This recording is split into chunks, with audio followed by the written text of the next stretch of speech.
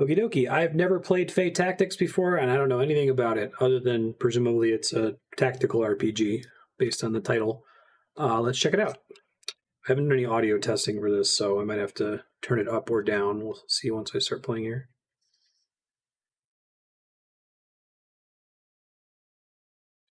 This came out last year. Small team. I like the art.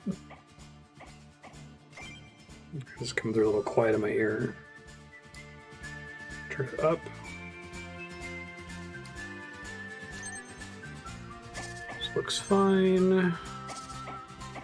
Oh yeah, you may have mentioned that to me. That's the same as Evolve the Story devs. I really like Evolve the Story. The game was great.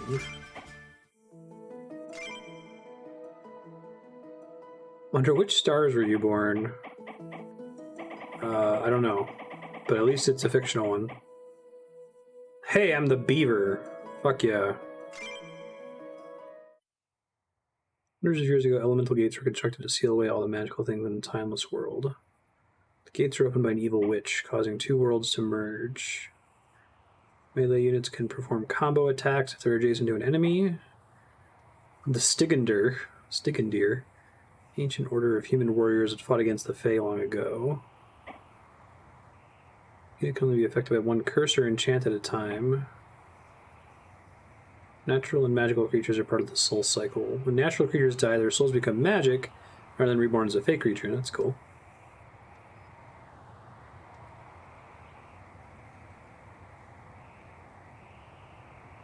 Well, the magic was separated from the natural world. Kind of like Longest Journey-ish. Natural world was flooded with fey creatures. Well, that's pretty shitty. Okay, so there was an apocalypse. Peony? Peony? Oh wow, yeah, the actual, like, in-game art is great.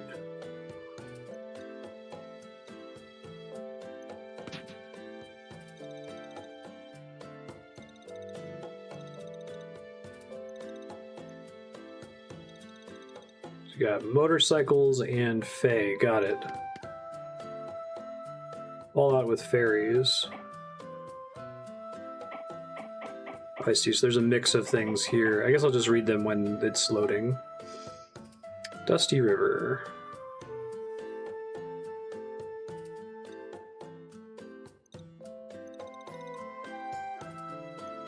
Game's still running pretty quiet in OBS. I'm gonna turn it up a little bit more. Let me know if it gets too loud. Rockfall Valley's not far from here. Gremlin territory.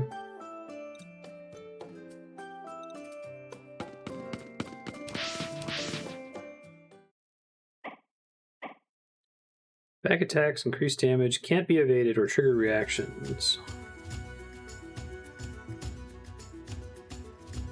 Defeat all enemies. All player leaders defeated. Cheetah can take an action once per round. You can see the turn order. Okay. I can see that. Cool. Happy Doggo. Normal movement, perform combo attacks, recover HP upon defeating an enemy unit. Extra back attack damage.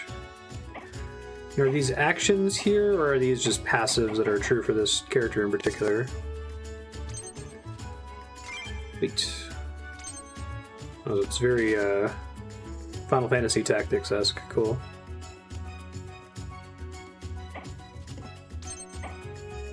Fire projectiles directly at the target. Take enchantment from target on kill if no enchantment's already in place. Interesting. Next attack will deal critical damage after 2 attacks. Plus attack for each kill.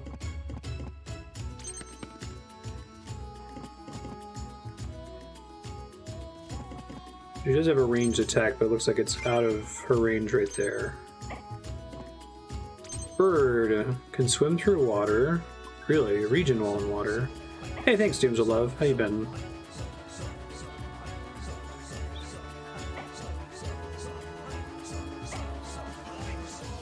Very stat boost on Sunday.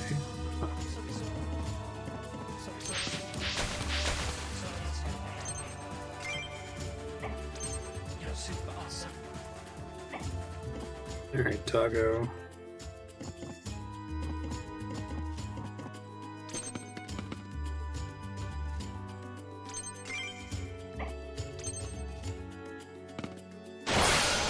Rude.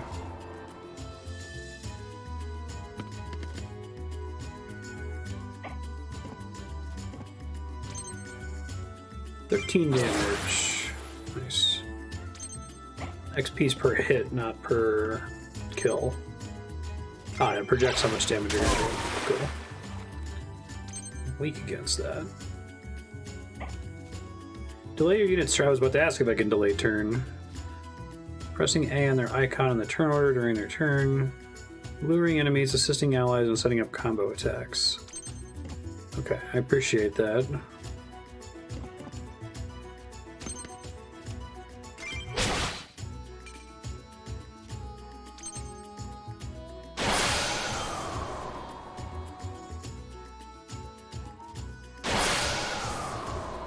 Chico. I'm gonna have the bird finish that one off since it's extra resources for doing so. Now, can I not move and act at the same time?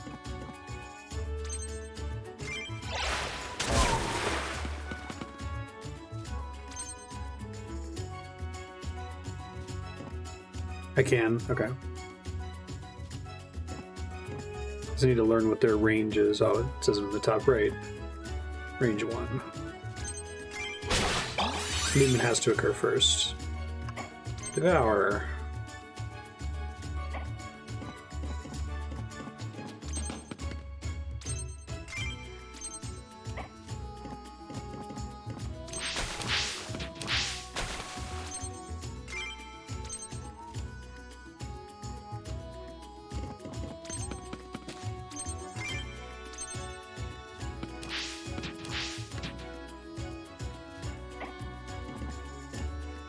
The little animations on the gremlins.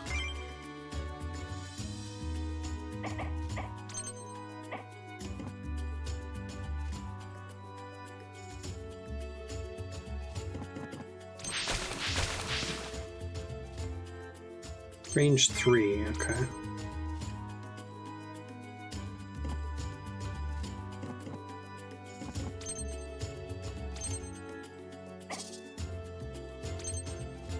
So it's hold A to delay, or does just waiting count as delaying if I don't move on the same turn?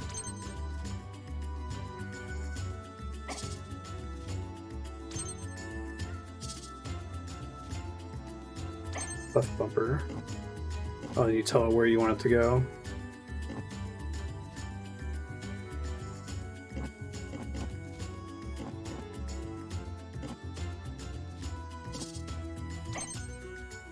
Delay turn. Oh, you select themselves and hit delay turn. Okay, I understand now. Sorry.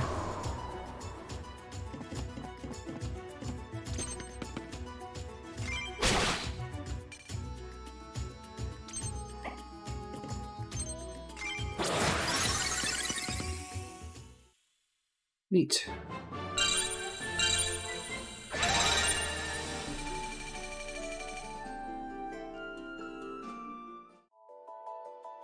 Customize features of your party and save your game. More options are available as the story progresses. Time passes, you select a location with the story event or free battle. Okay.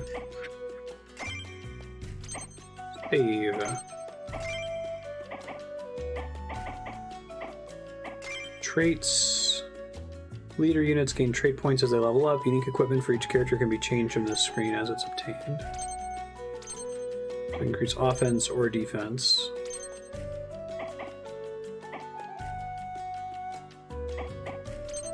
Sure. Now, is this freely allocatable, or does boxes get locked in after I leave this menu. Okay. Yeah, so it looked like that, I just wasn't sure.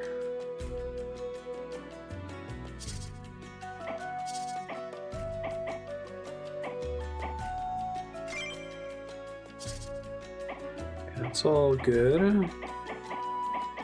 Let's do the Dusty Road.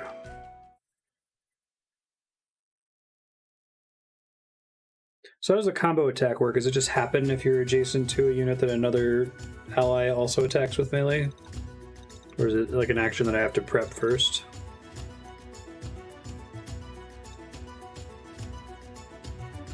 Go pupper. Only melee attackers can perform combos. Place Chico next to enemy units to get him in a position to make combo attacks. Use your other units to attack enemies near Chico to start a combo. So I did it backwards last time. I would have needed... You guys see what they're saying. So if I move here,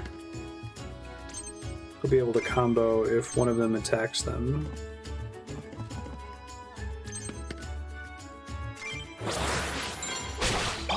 This is a neat mechanic.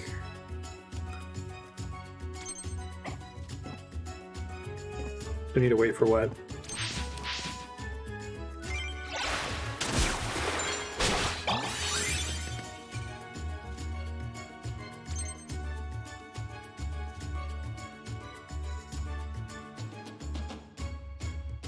Hold right trigger on a unit to check its range. Ah. Oh, I see. Gotcha. Thank you. Oh, that's nice. It projects how far they can attack, too.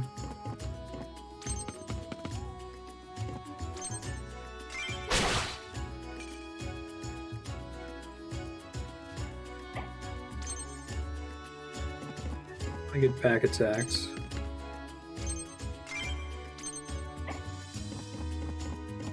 Can't move over. Okay. Bummer.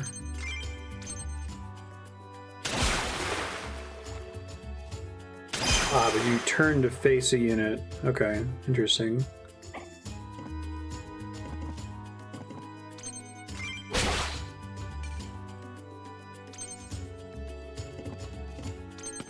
You still can try to do it in such a way that you don't get hit by that twice, I guess. I probably should have had Chico kill the other one. Yeah, because I don't think I can reach this one. We'll see.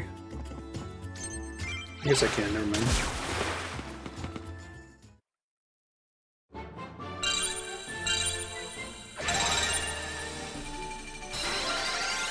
MVP. Neat.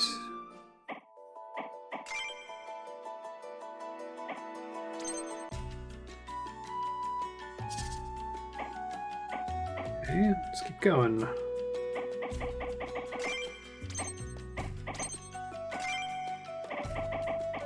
I'm digging this so far, though.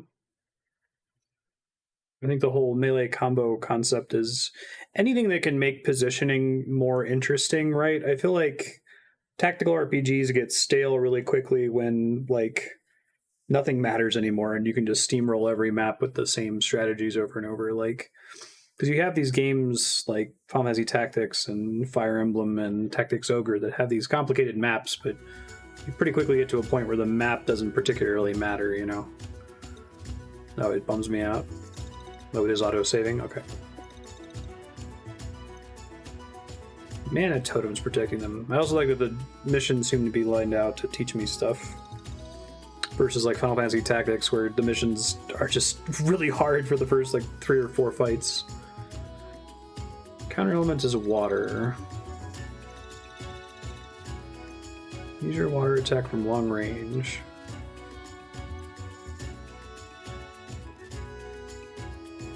Oh, I didn't even see a prompt for difficulty. Did I miss that?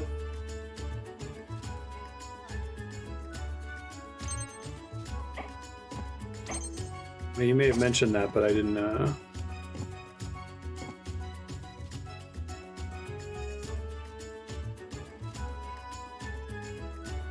Oh, my bad. I didn't even see one on that screen.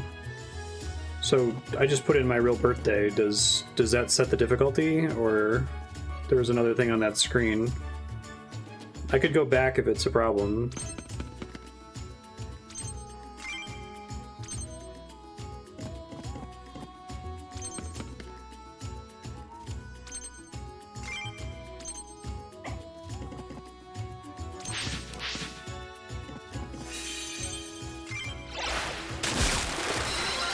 Nice critical kill.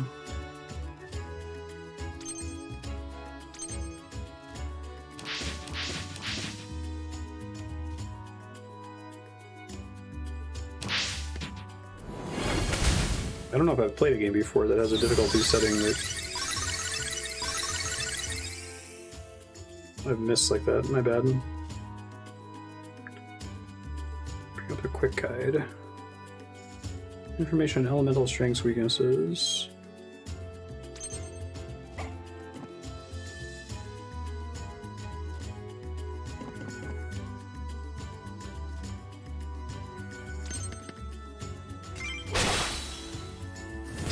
So it's not just... Okay, element guard, gotcha.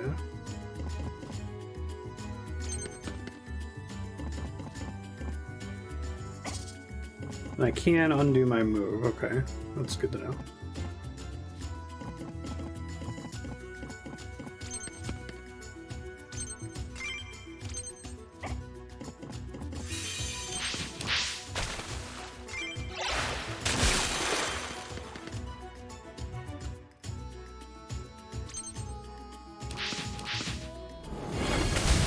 Hey Ribosoul, do you mean can you vote for games that aren't on the voting spreadsheet yet? Right now, if it's on the sheet, then it's available to vote for. If it's not on the sheet yet, you can try to win an auction. When one becomes available, when we auction off slots whenever games win the vote. And if you win an auction, you can add whatever game you want to the spreadsheet, provided we haven't played it yet, and it meets the Metacritic requirement. And once it wins the vote, we'll play it till we beat it. There's some more detail on that in the advanced FAQ. There's a link to that at the very top of the basic FAQ. But if you have any other questions, feel free to ask. We're happy to help.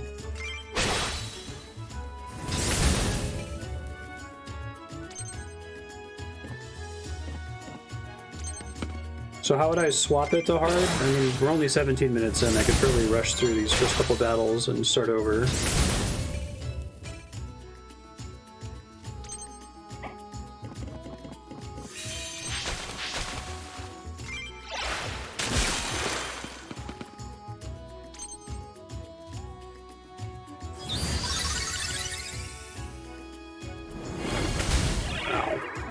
Rude.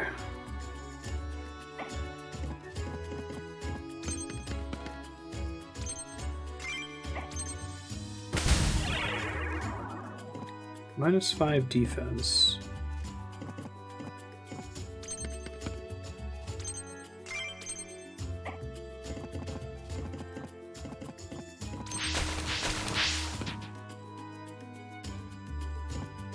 Okay.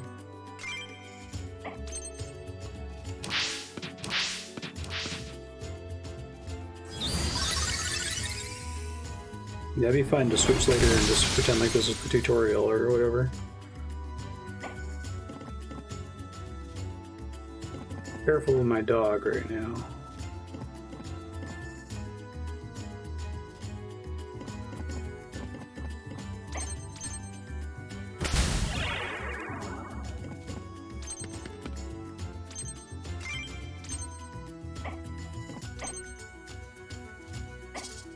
I mean, I'm expecting that hard mode on the tutorial doesn't significantly change things too much. I might already be dead with the dog from attacking with it earlier.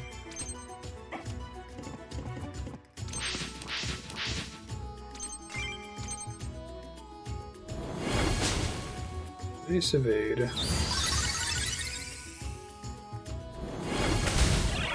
Oof.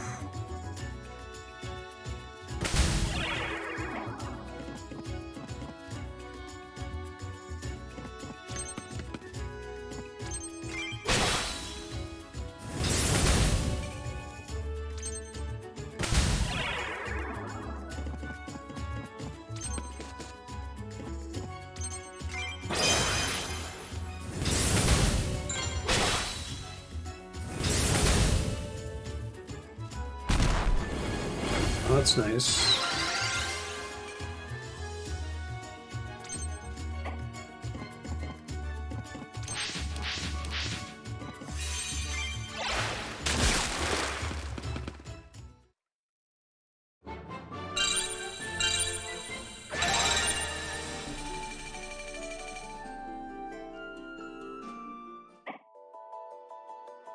Continue traveling to Rockfall.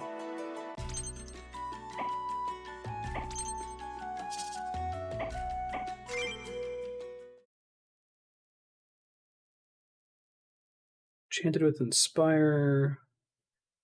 Water Cleanse heals HP. Enchanted with Region of Cursed. Interesting. Enchants or something that the protagonist can steal, it sounded like. I have a cannon.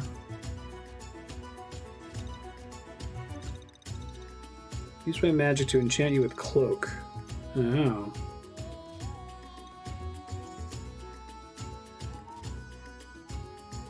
That's new. Allies can assist each other when standing in adjacent spaces. Select an ally within range, perform an assist action. Cloak enchant. Is that just what she does whenever she assists an ally?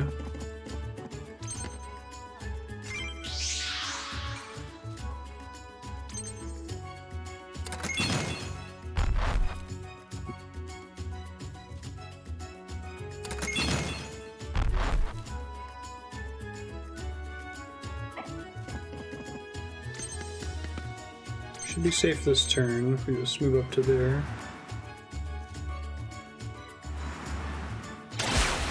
Ow.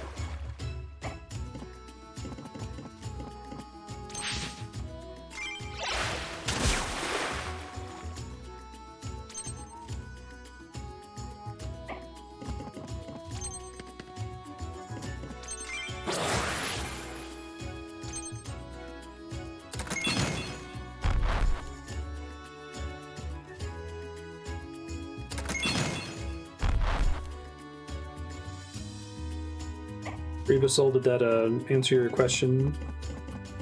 Were you able to find the second FAQ link? I can reach him from down here. I get a bonus for back attacking, so we probably want to get out of the range of this other cannon.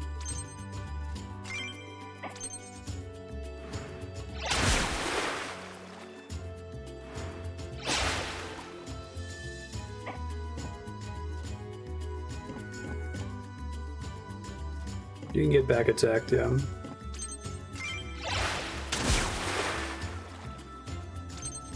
Pretty typical for tactical RPGs. Bade, how dare you? Ow.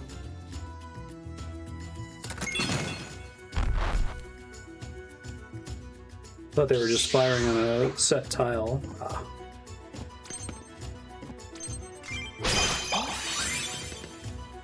Devour. Love to see it.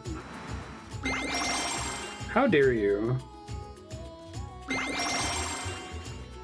guess that's more XP for me, so shouldn't complain. Now, is the projected damage always accurate, provided they don't evade? 6% evade. It's not a damage roll, I assume.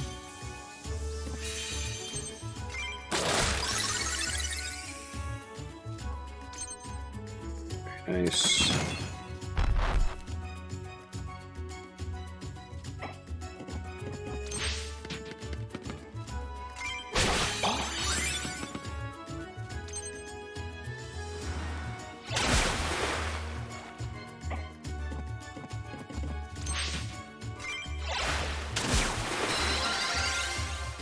Very nice. There's a satisfying sound effects in this.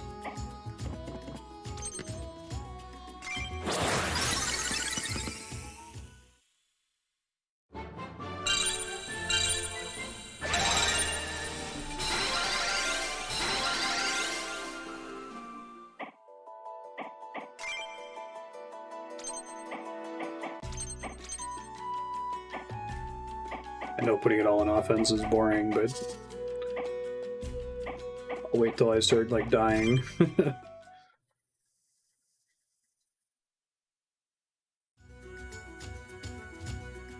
Enemy that dies a single turn sooner saves me a lot of damage taken, is my theory on that. How are we going to reach the shaman? Charge up a chain attack and see if I can bounce it off the totems toward the shaman.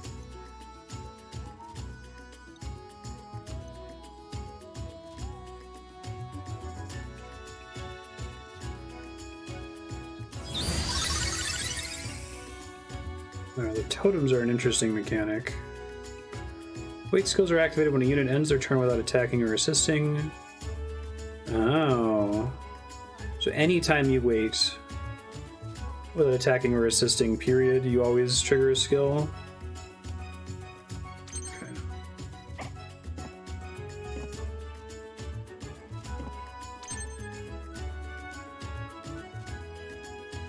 It's 20 defense and guard counters for allies within 3 spaces until next turn. Can't guard against alter attacks, prevents push and pull. That's nice.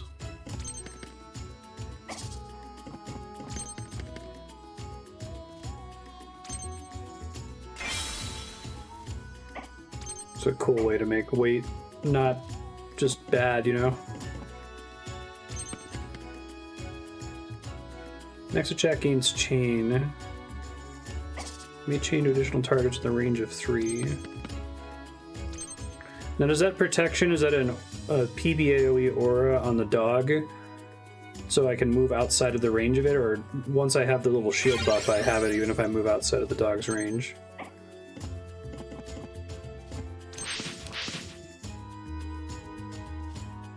Cover HP and remove curses.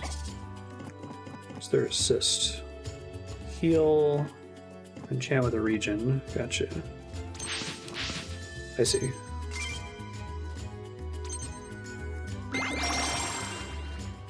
Bonding.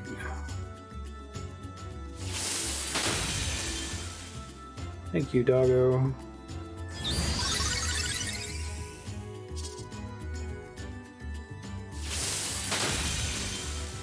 Oh.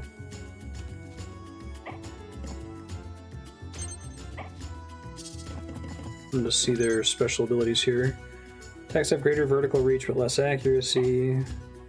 200% crit damage. Explodes when defeated. Protects allies from non-critical attacks. Cannot recover HP. Can't be evaded. Can target cloaked units. Ah, interesting. Attacks appear instantly under target location. Bird's Eye is like the high ground, basically.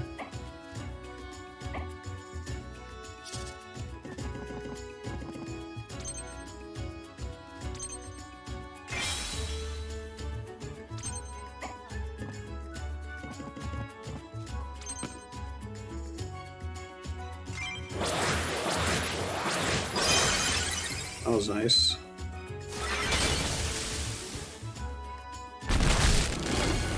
Kaboom! And if there's only totems remaining, combat ends. Okay. Griftlands does something like that too.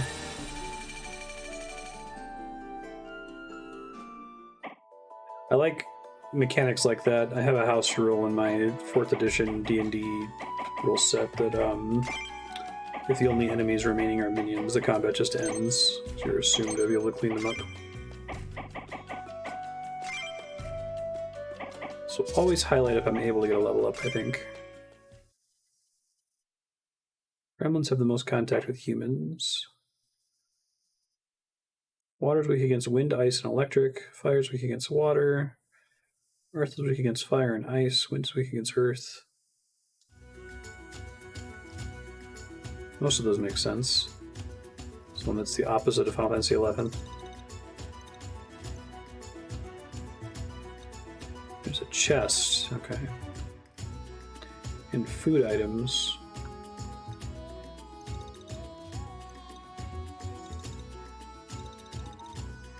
You guys mind sharing some of your food with us? I have to murder them to steal it. Take their stuff and throw them in the river.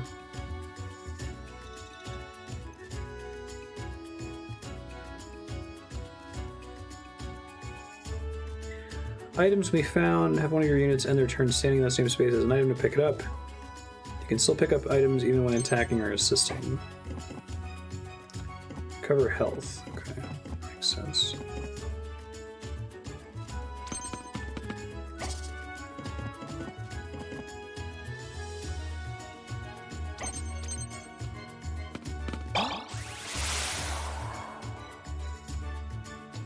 Presumably the computer can pick those up too.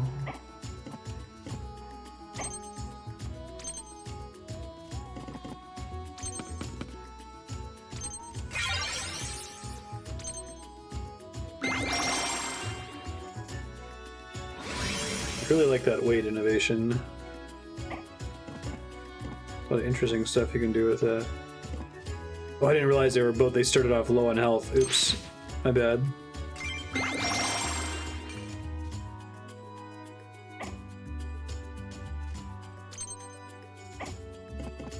That was the line about we're hungry. I guess I won't be able to buff the bird. Hopefully she doesn't get hit. Yeah, it's nice. Also, there's some fun design space for whatever unit's attack, weight, and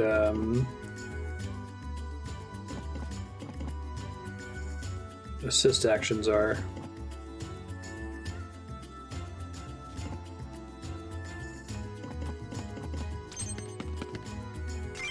Must be a mistake, we'll see.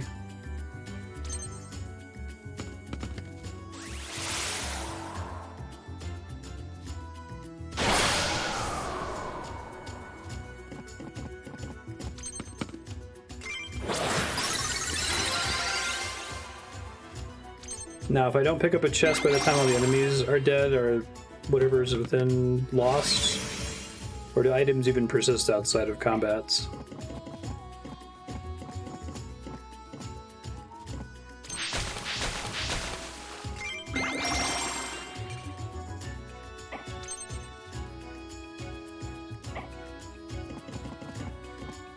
They are permissible.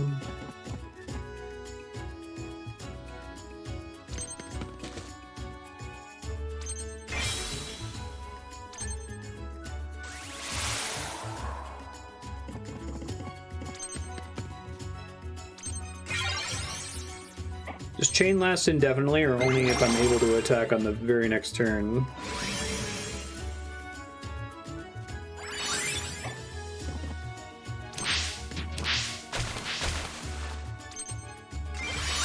I like that her weight heals herself.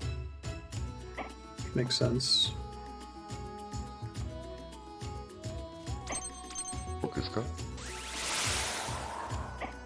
Hey, thanks for the follow, Epistle. Like I said, if you run into any questions, I've got a lot of systems. They're pretty complicated, so don't hesitate to ask. Also got a bunch of people in the Discord who can help out with stuff if you need it.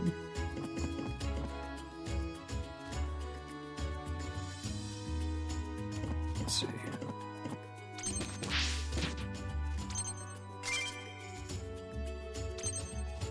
It's got Sprite eyelashes.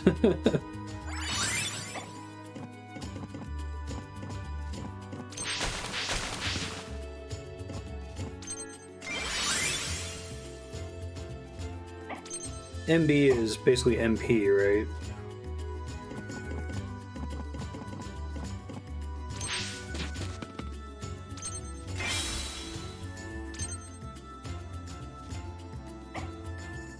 Oh, it's healing above health. That's the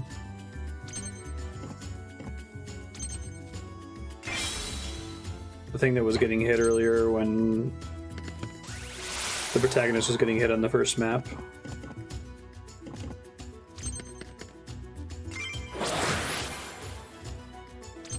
Okay, so I didn't use the chain. Gotcha. Yeah, I gotcha. Makes sense. Oh no, doggo!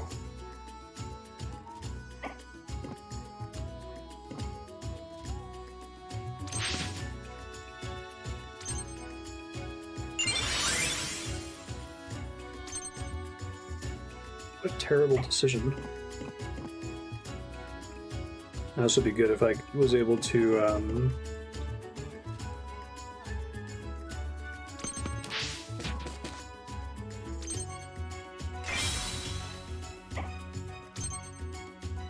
used chain last turn, then I could have triggered 2 combos with her attack.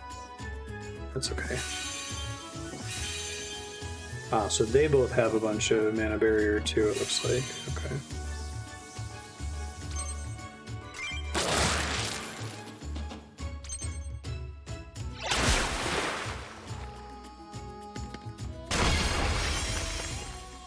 Every game doesn't need to have a MP. Generally find stuff like MP boring anyway. Unless if it's a generated resource.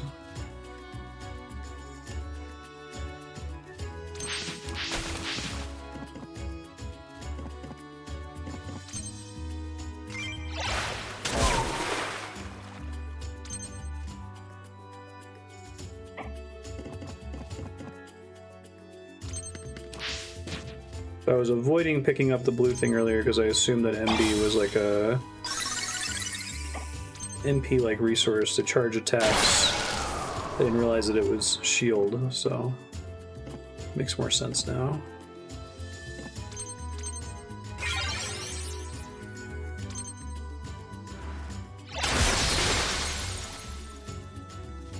Ouch. Crit and root. Gross.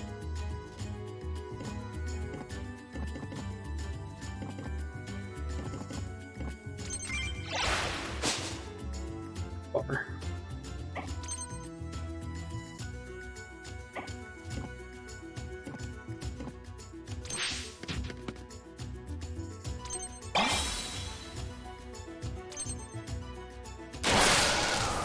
Oof. About to be in big trouble. Too bad I didn't have the doggo in range there.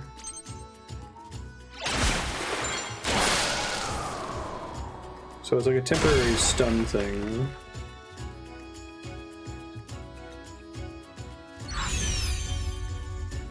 Leaders attack too many battles. All leaders retreat, the battle is lost. Okay, so they don't die. Do they lose XP or anything, or I just don't have access to them with the rest of that combat, basically?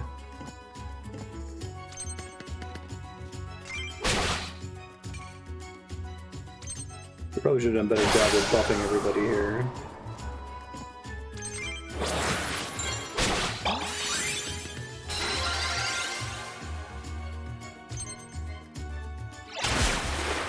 I guess they don't directly lose XP, but they lose the potential to gain more XP, maybe?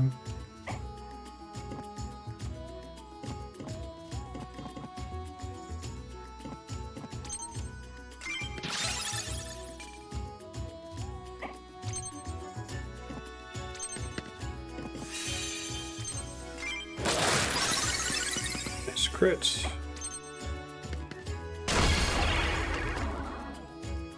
That root is nasty. Last several turns, too.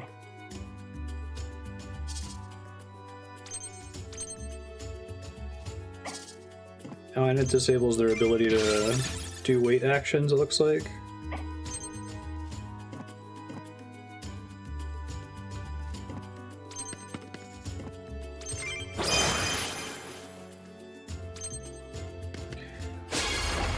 So, is Mana Barrier different from health? It's not just an extra layer of health. Do they like actively take less damage when you hit something's Mana Barrier? Maybe it depends on the elements.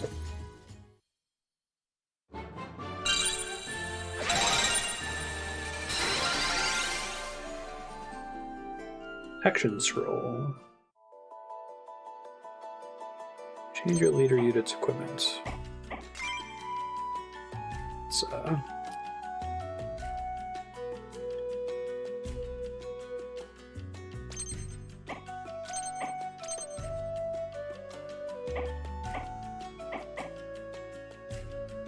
should be a link to it underneath the channel and the panels as well.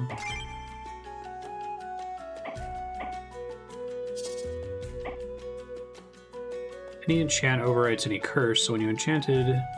Oh, okay, I thought maybe that buff had the effect of removing root. Gotcha. Interesting.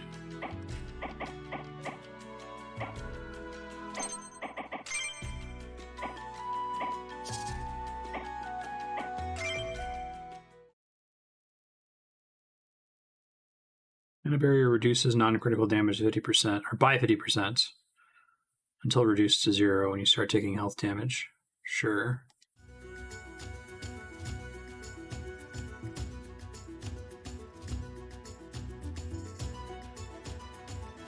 Naked booty butt. Troll is leading this group of gremlins. Could use some of my talisman.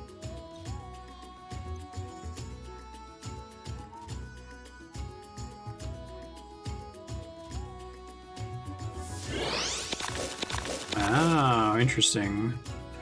I was wondering, like, why do they keep talking about leaders? That's why. Spell talisman can use when their cooldown period has ended.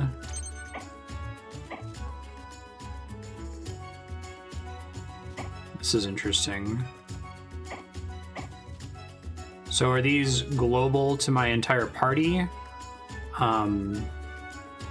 Or are these per leader? Let's see.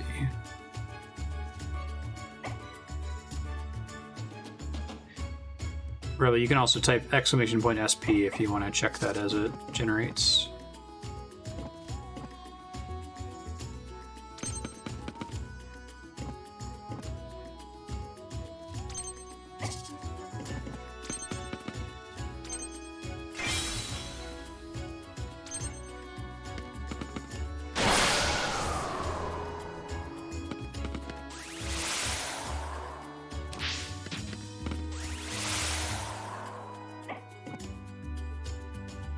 Also got beaver.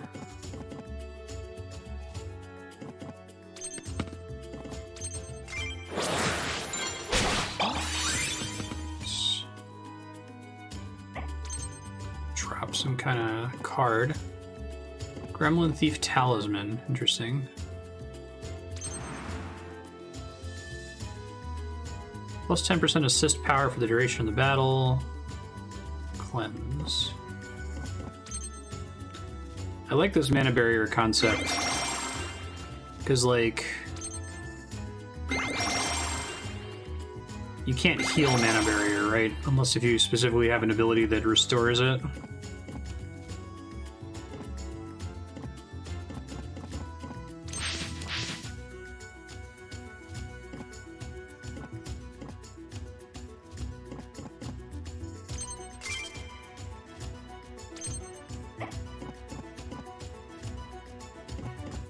Or I guess more accurately, it is a separate pool that has to be replenished with a separate set of abilities. Attacks have greater vertical reach but less accuracy. 2% chance to curse with blind. Plus 3 max MB for the battle only, presumably, right?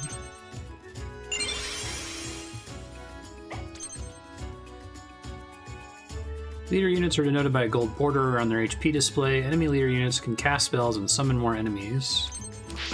Interesting. I like the distinction between leaders and regular units, and like having spells that influence the battlefield. That reminds me of a couple other games. Alright, so this is off cooldown, right? Heal unit. I don't need to do that right now.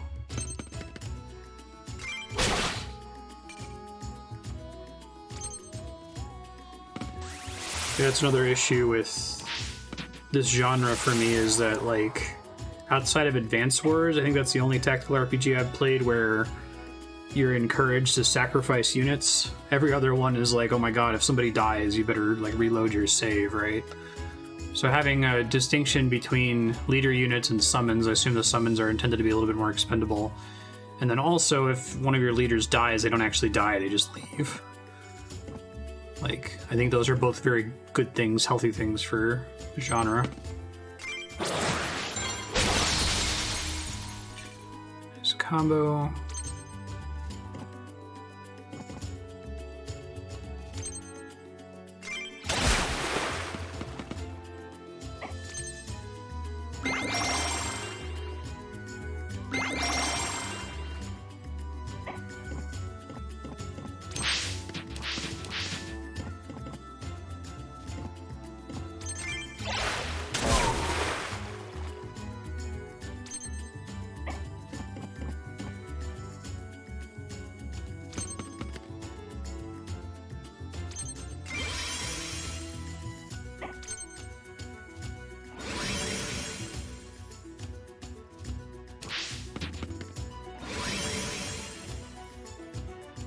thought this about Valda's story too. Like, I think the devs really care about the sprite art and like the actual in-game look of it, and don't give as much of a shit about the UI.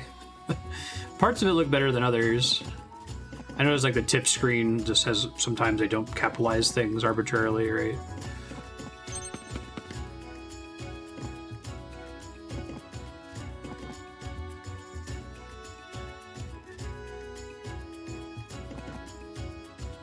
Does this game get localized into a lot of languages? I might explain it.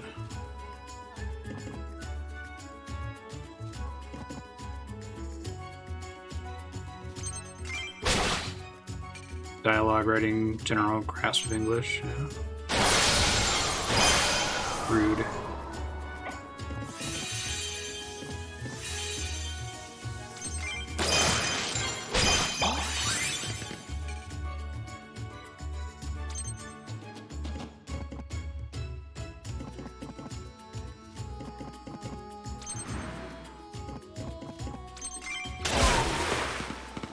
Having a clean UI is like not in any way a deal breaker for me, but I don't know that I've ever seen a game that has this clean looking like sprite graphics in the actual game proper. But he was like, just throw some text up there, it's fine. Right?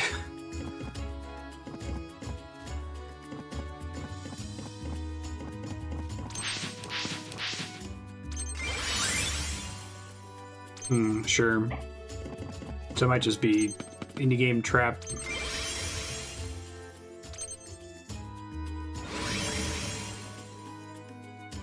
You need really buffing that mage up. It's gonna be a problem later, I feel like.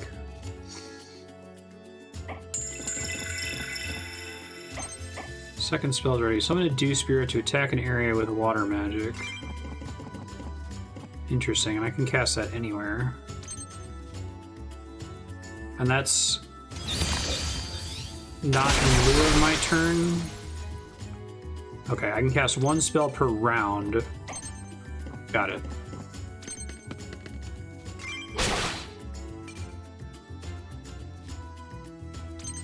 Yeah, right, Spiky.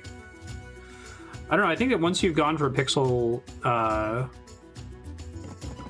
art, like, you can make the text and the UI look really nice and also kind of match that style.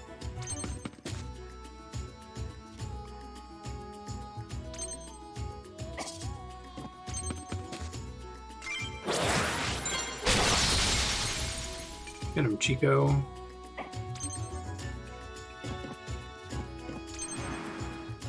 Yeah, Celeste does do that, doesn't it?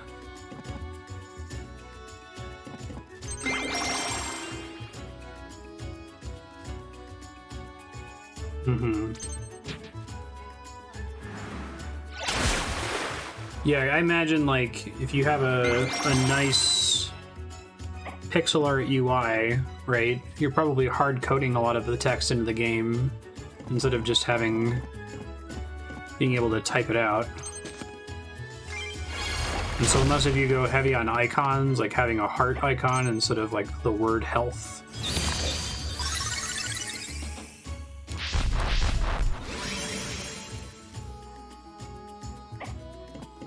That's why I wondered if it's localized into a bunch of other languages. Doggo.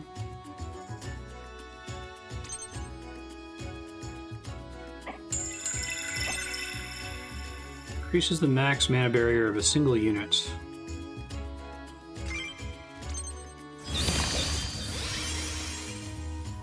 I like the spell cards, that's a neat concept.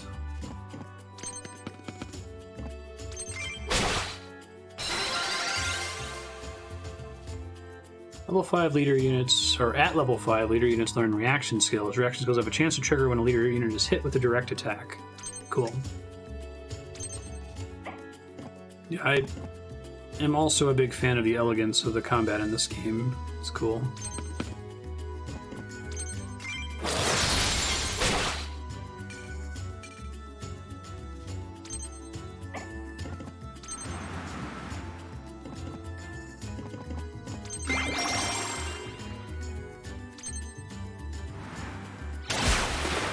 Rude.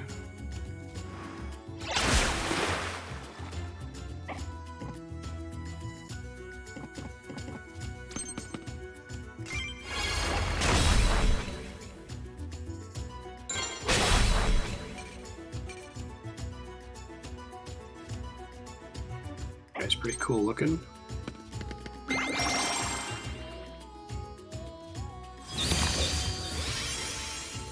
Really? Do I have much in the way of elemental attacks right now, aside from water on Pyachin?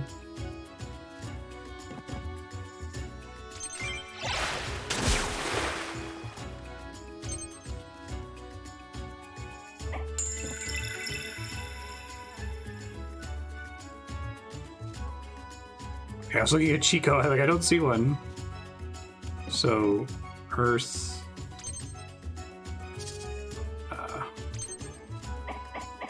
Okay, good, I can inspect this. Arcane. After 2 attacks, next attack will deal critical damage.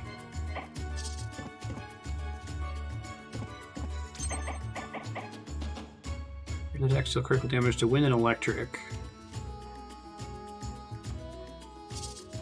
So element determines what some of their stuff does, I guess.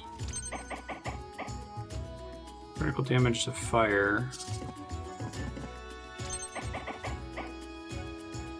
I wish I could see the weakness in that tooltip as well.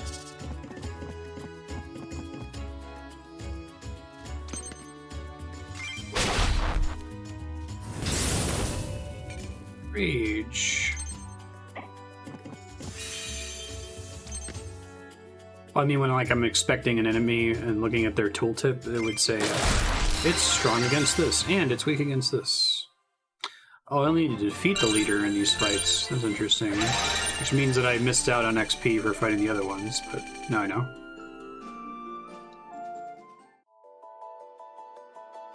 Edit your spell Fate Talisman.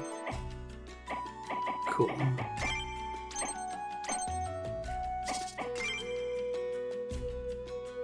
Travel to other regions using the shoulder buttons. Special. Move, jump. Interesting.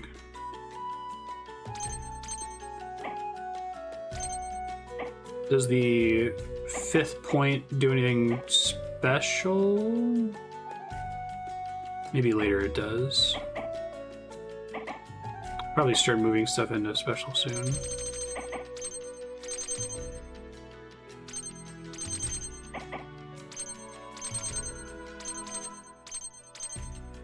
Oh, I see the crit damage now, thanks. Which wasn't going up before at all, okay. I wasn't sure if it unlocked like a trait or something. Summon capacity determines the power of the Fate Talisman you can equip. Manage your team makeup to best utilize your summon capacity. Oh, that's kind of cool. It's kind of like a deck builder. Summon capacity.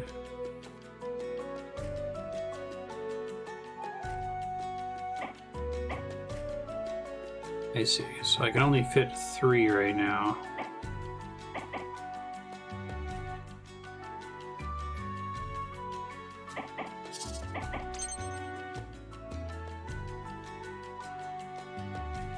Just to get more diversity of elements, I guess.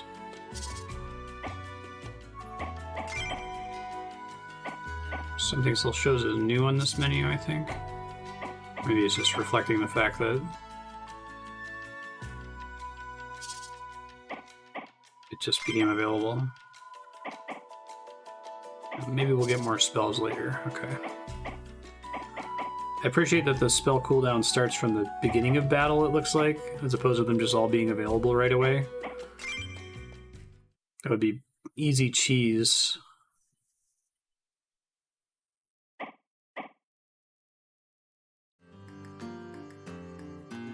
Mechanic shop. Do you have any of the parts?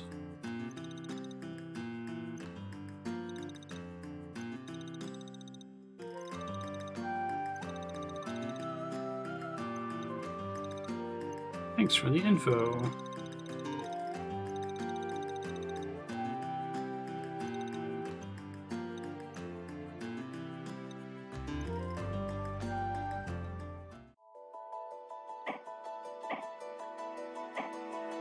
So you can just do battles here for XP, or you can do story stuff. is indicating like the relative difficulty of the encounter. 2 swords and a leader, maybe. Crit chance is determined by elements. Okay. Probably should just write that down somewhere.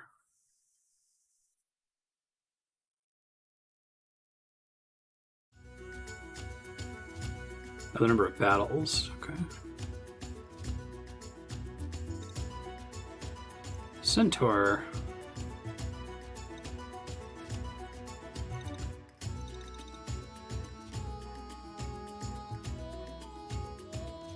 Harpy.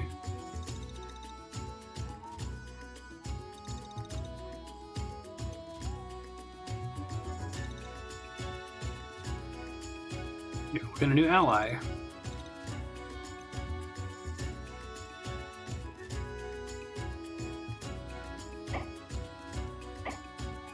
Oh, that's cool. Give you a chance to edit stuff at the start.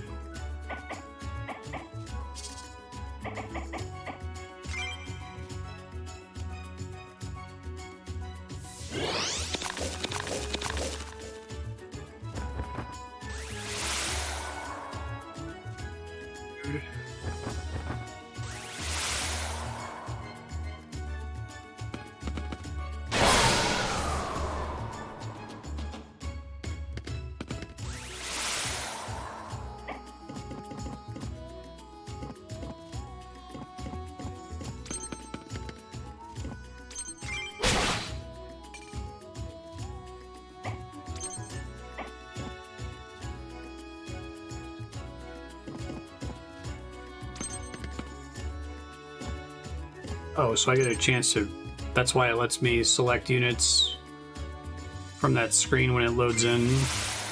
So I have a chance to swap them out. That's cool, because that's always a problem with most of the tactical RPGs I play, where you have no idea what to expect unless if you're reading a walkthrough if you played the game before, so...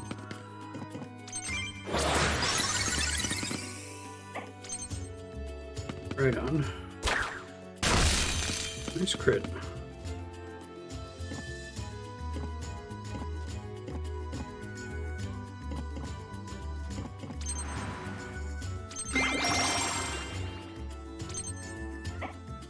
Is that 10% assist power like a stacking buff throughout the entire map?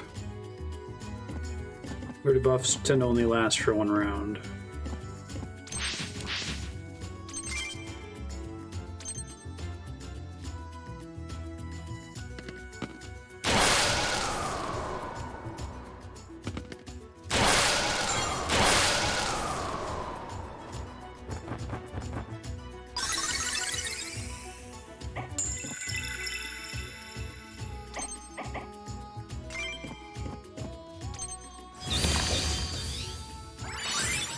Priest Kiss.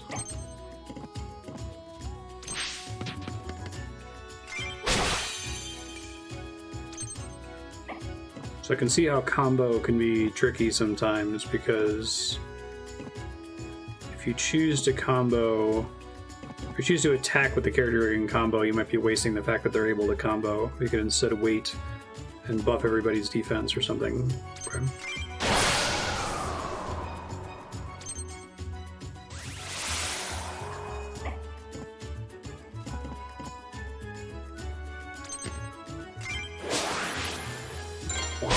But still get the combo, so it wasn't a complete waste.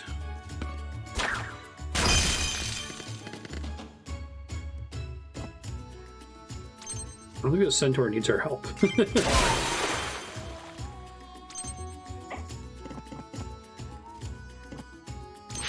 Mana Steel Scroll.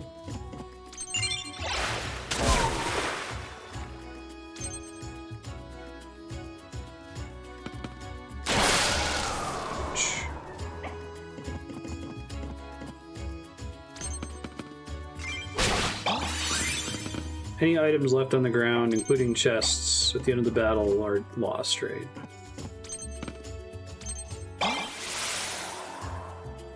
So I should try to pick up all these cards and open the chest before I fight the Harpy, presumably.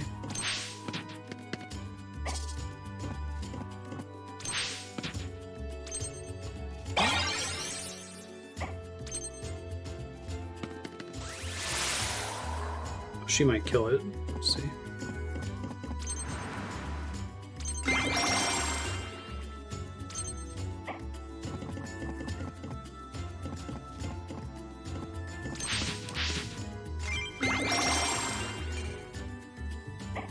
You do still get XP for healing. That's good.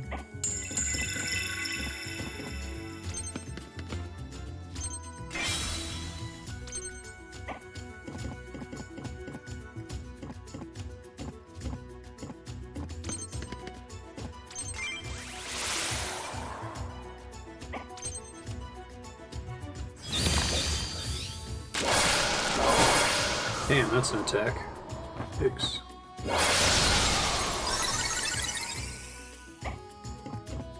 Perfect.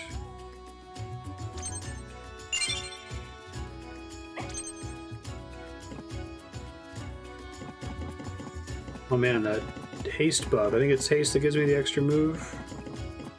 It's pretty significant.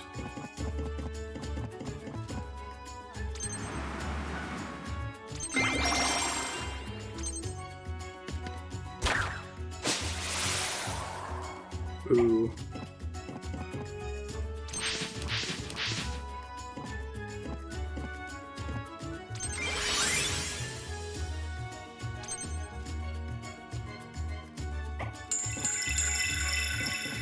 Spells are ready here. I want to try to get that chest before we kill her, but she's pretty buff, so maybe I don't need to worry too much about losing that.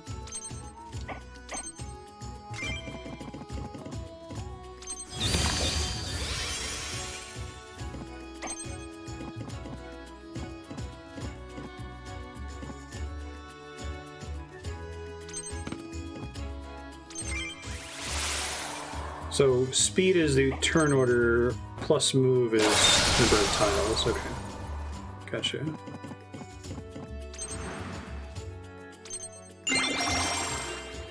The Barn Reaper Talisman.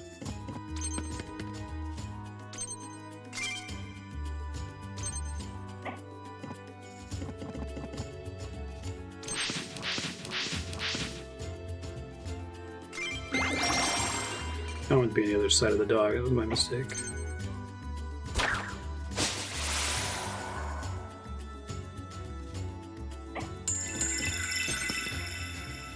Hey, Jahan, how you doing? Haste Talisman.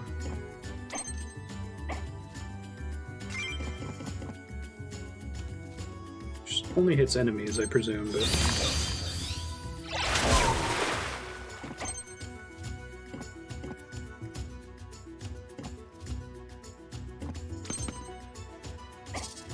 Is there a weight ability? Chance to evade increased for 1 turn.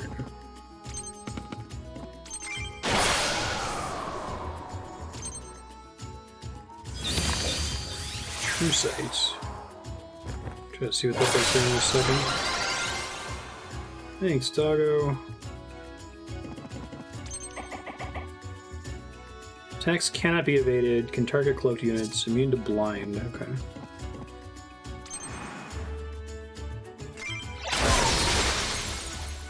Oh, happy to hear you, Johan. Oh, the knockback's unfortunate because then I lose out on the combo. Okay.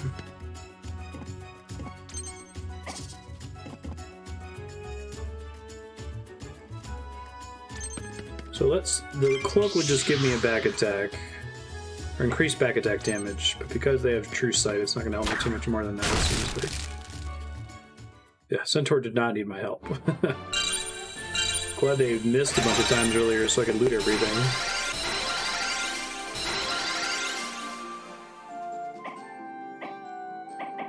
I like the progression system of finding the spells and new summons. That's cool. Do duplicates of the same monster summon do anything? I guess can you summon 2 of the same monster then?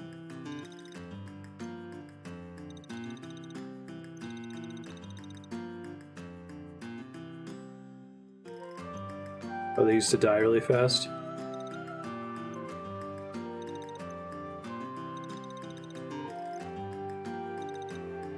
Of course I meddle, I'm a protagonist.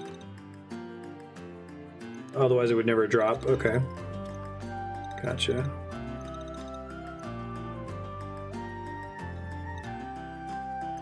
Ill Omen?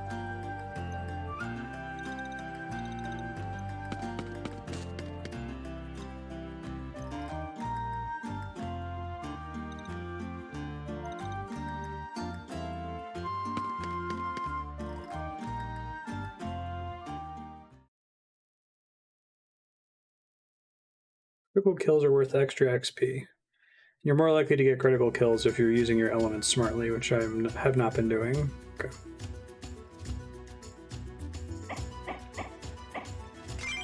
It's nice too, you can do these chained battles, so it's easier to swap stuff here. I think I'm going to keep putting it into an offense until I have enough to put 5 into special. I'm not as interested in the reaction percent as I am in extra move.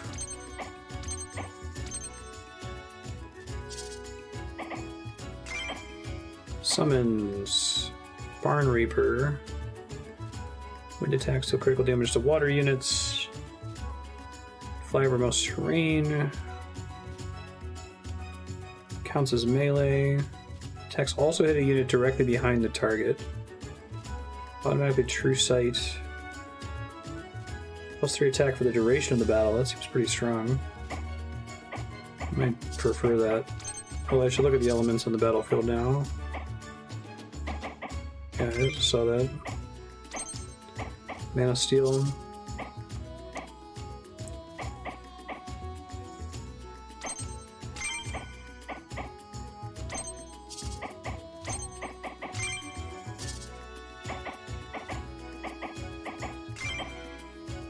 For some reason I thought that would show up under a different menu. Thanks, Leon. Haste. +2 move, +1 speed. 3 rounds.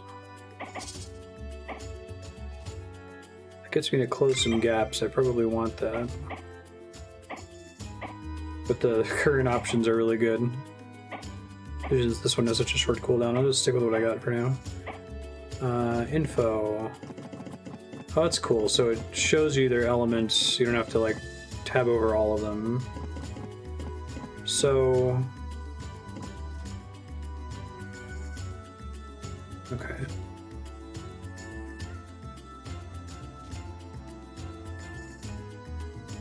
I don't really have a lot of elemental choices here.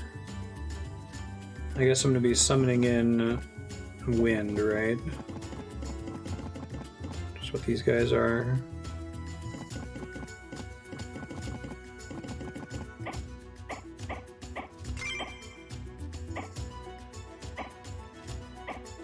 These are all my other choices, I guess, instead of having 2 wind units.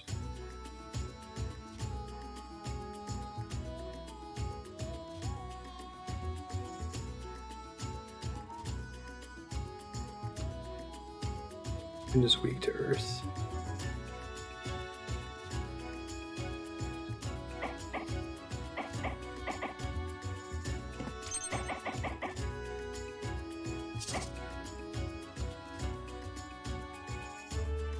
I guess I'm reading that backwards. So it's wind is weak to earth. The arrow means weak to.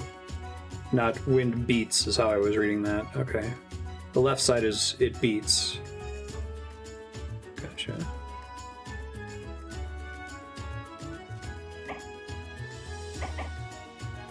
There's only the one. I guess there's 2 enemy earth creatures. And one of them is a leader.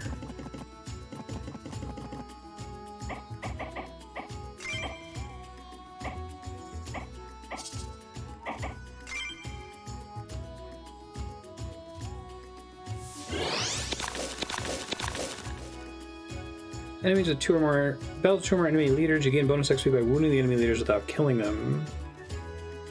Oh, interesting. Subdue bonus.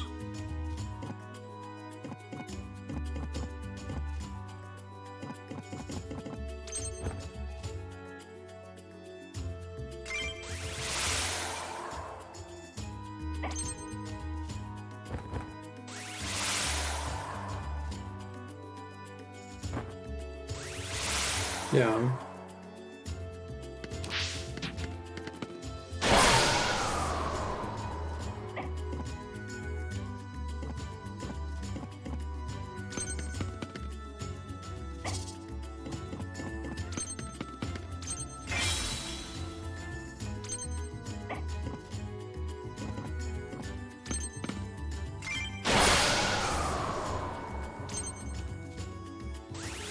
Same element is just neutral, basically. Wind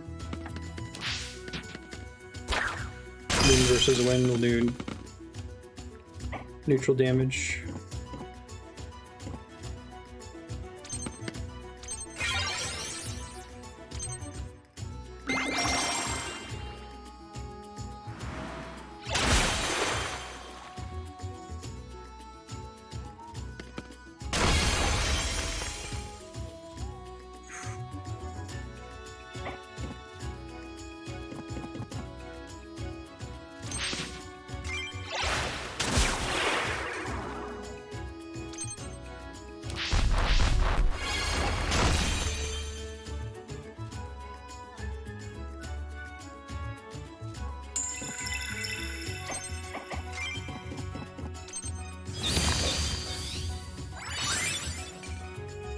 Better if he had more mana barrier.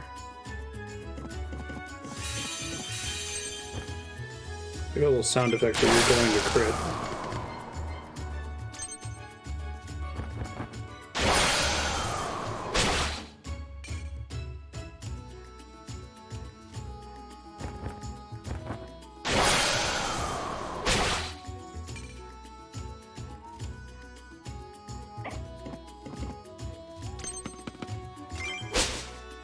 Oof, I was really hoping to get the mana barrier from that. Womp womp. Steal enchant.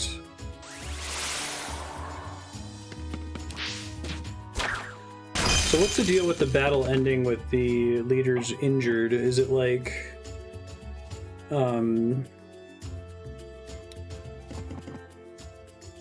Turbulent growth.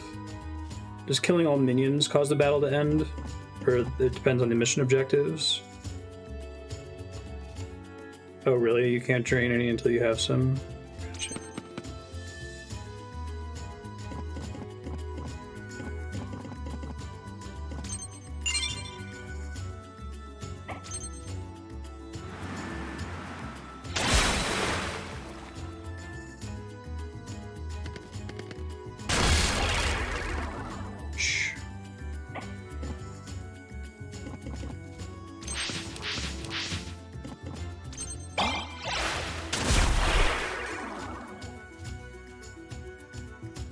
Defense down. Defense is damage reduction in this, not chance to evade.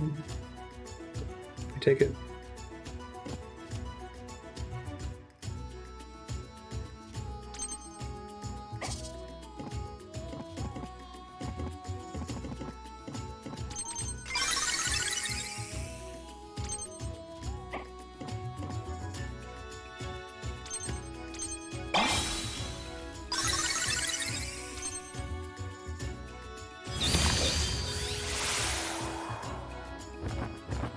Oh, okay, so they've just introduced this idea of them being knocked down, which wasn't happening with them before. They would just die before, I assume.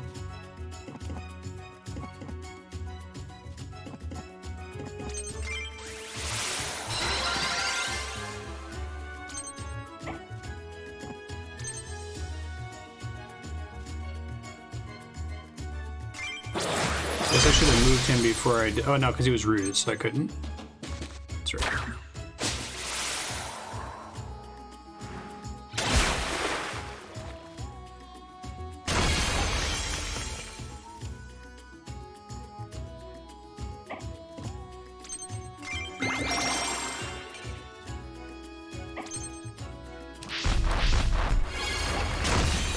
Ouch. I'm about to lose Chico. Depending on the turn order here. Never mind.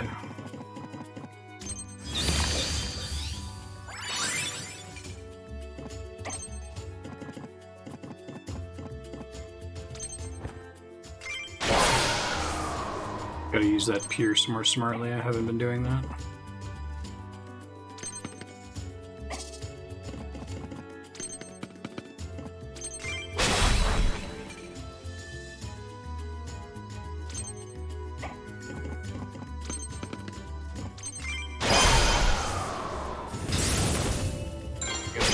Combos here.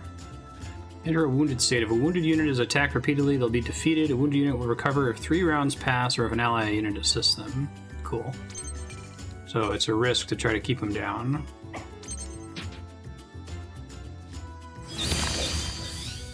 Get the bonus XP. I like that though. I like when games give you a little like in-game difficulty slider like that. Reason to challenge yourself to do it a slightly harder way, you know?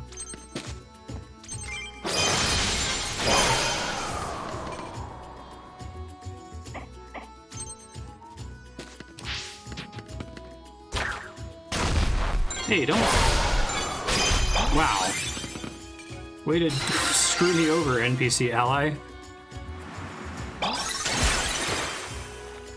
Rude.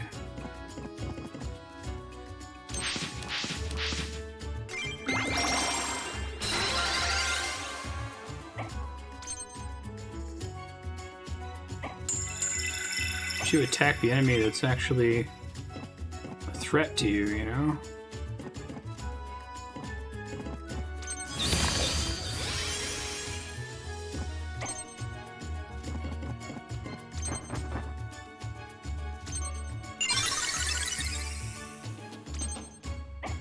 Every time you do that +3 attack, it stacks for the whole combat, I assume.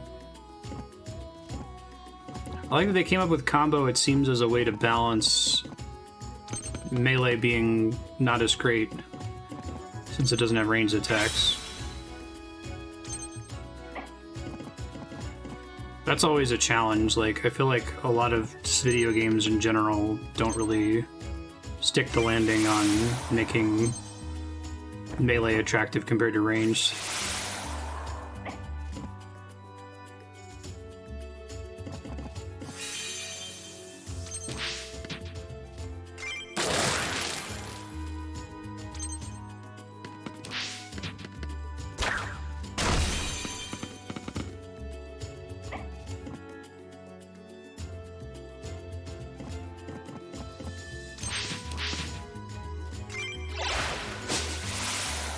Ooh.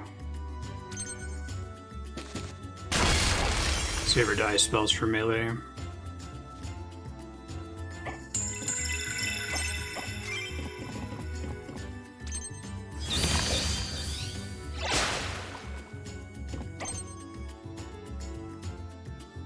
Oh, that's kind of cool. It's a unique feature of her, presumably.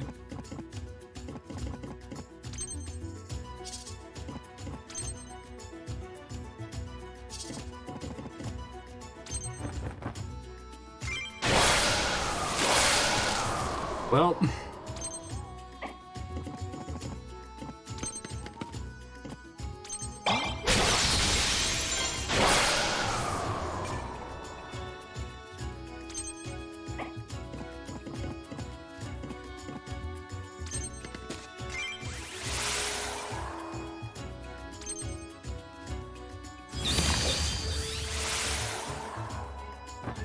interesting choice. So that reverted the owl into a card. Is it just the same as retreating, or did I actually lose something permanently there?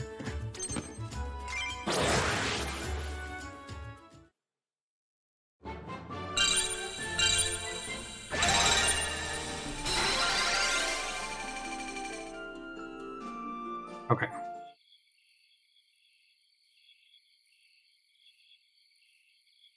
Well, that's cool that bird's eye scales with height. It's not just are you higher, yes or no.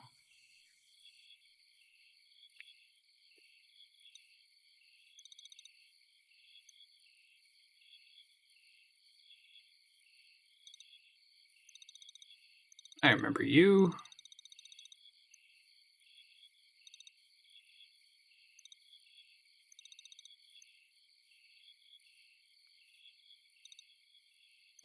Oh ho ho.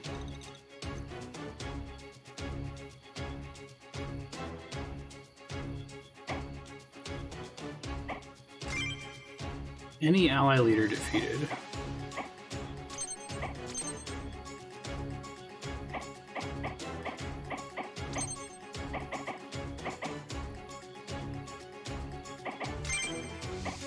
Oh, that's nice. You can swap from there.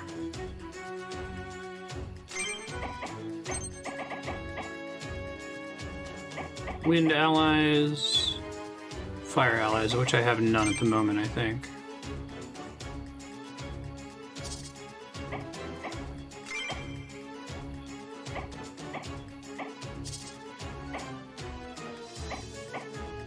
And it makes her wind as well. Okay, that's cool. Yeah.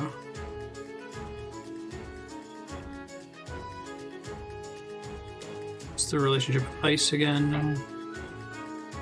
Fire beats ice. Ice does not interact with wind.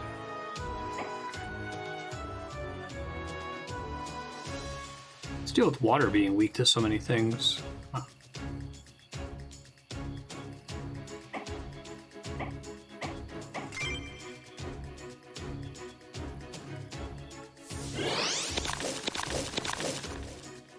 No retreating during a boss battle. If your leaders are wounded, the battle is lost. Wounded then defeated.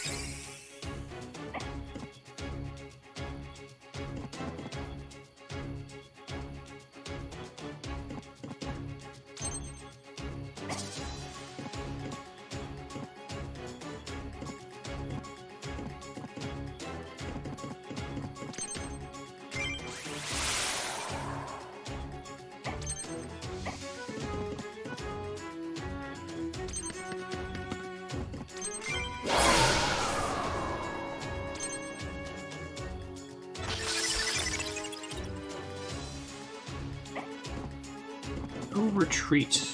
Triple exclamation point. That's how you know they're serious.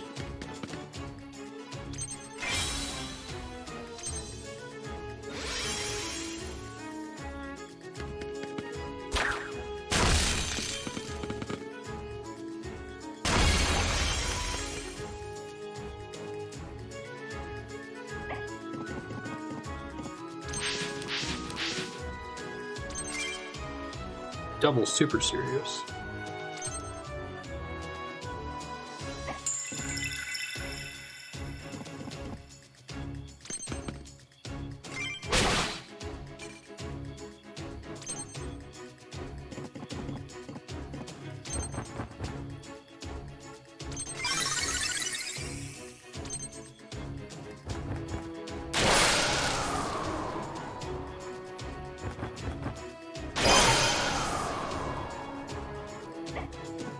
I don't know if I'll ever be able to retain this game's element system. Maybe it was just a wheel. Yeah, it's not particularly worth my brain space to try to, like, process every round, I think.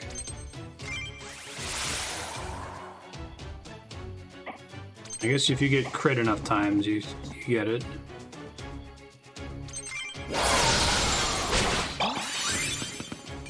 Go team.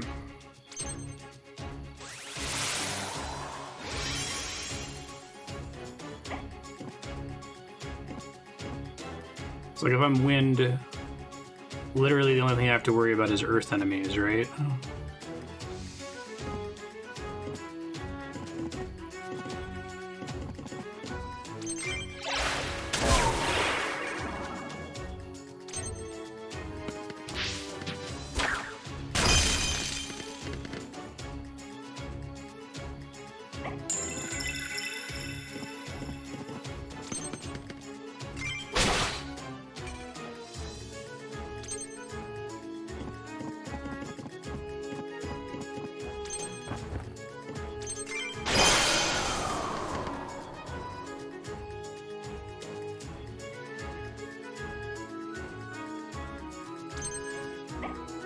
Like I just did.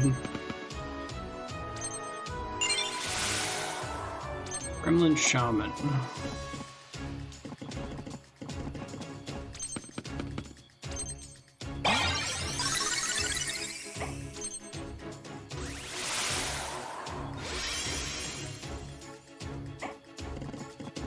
Those guys buff as much as possible. I'm sure that's not going to end badly for me.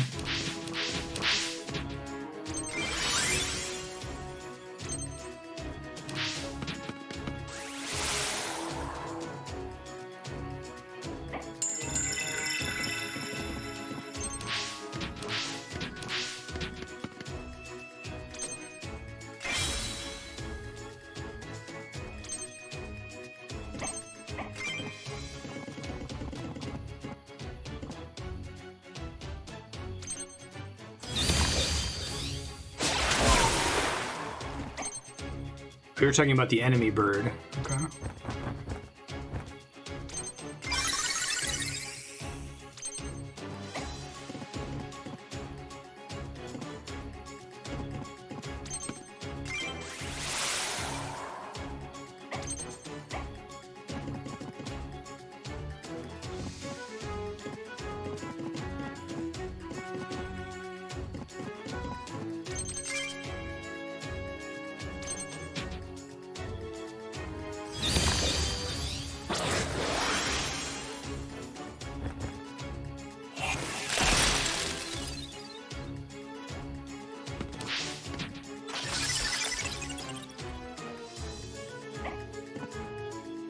Diagonally at a 45-degree angle. Oh, can they attack diagonally? I thought it was adjacent only.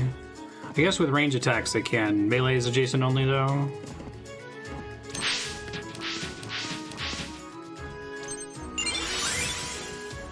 Violent Gale. Sure. So anywhere in the 3 tiles behind them counts, is what you're saying.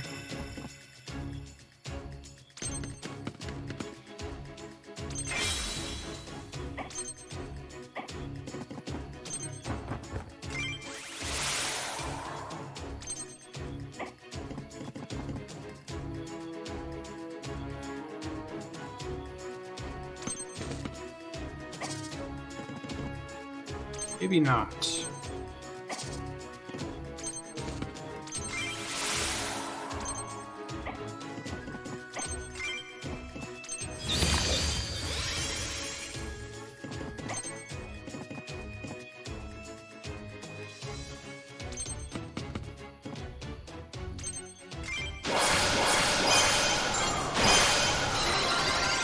Neat.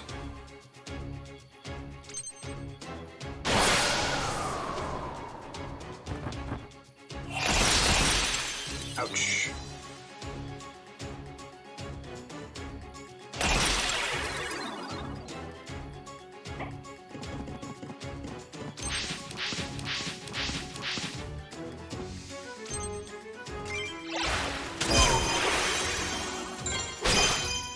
%, calculated. I like that the way the backstabbing works, when it forces them to face the attacker, it like automatically and elegantly gives you a bonus for flanking an enemy without needing to have a separate flanking bonus.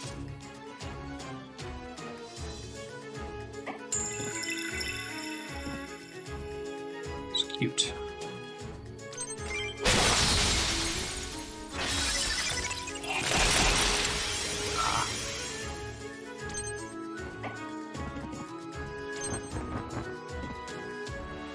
Just something she does whenever I hit her. 30% chance to react with Cold Snap. Game defense.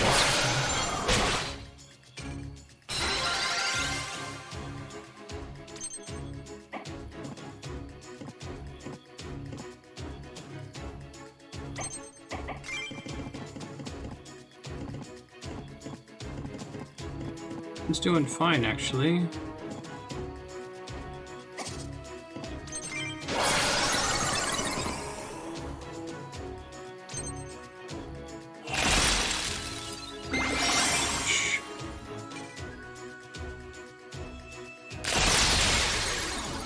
Evade and reaction seem to be the biggest source of RNG, because I guess crit is a chance too.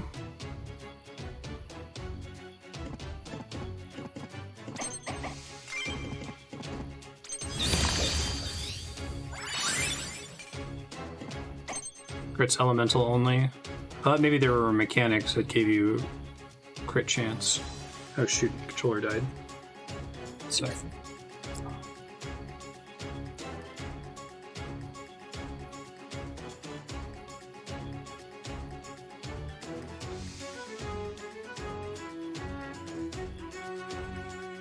Right. So just evade and react, then everything else is deterministic. Gotta buy more AA batteries. Finally work through a giant Amazon Basics like case of them. Ah, so the reactions on every attack. I didn't realize that before.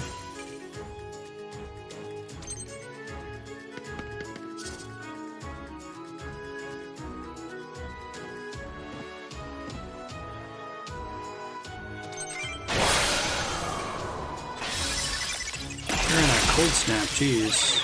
Unlucky.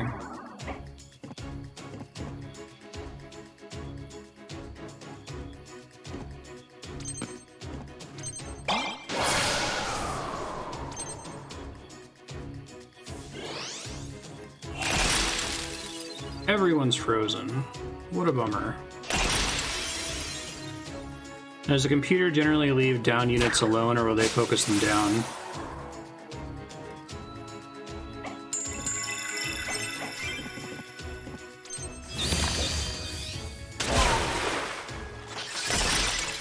Must have missed. Oh, it's because of this thing that sucks. Probably would end the battle too.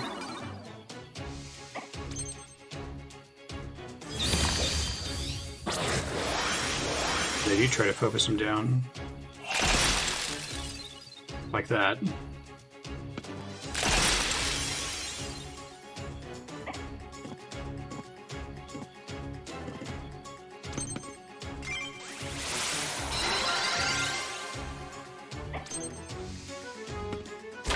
You hit this time? There we go. The poison's gonna be enough, but...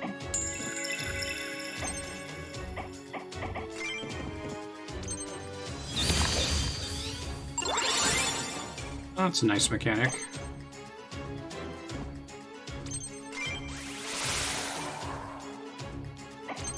She still doesn't have any jump, right? It's kind of the problem.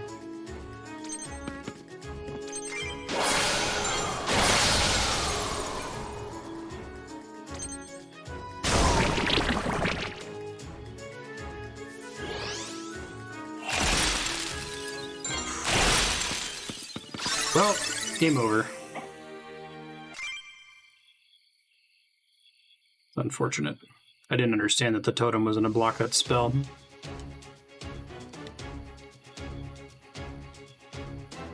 Assume there's no mid-battle saving.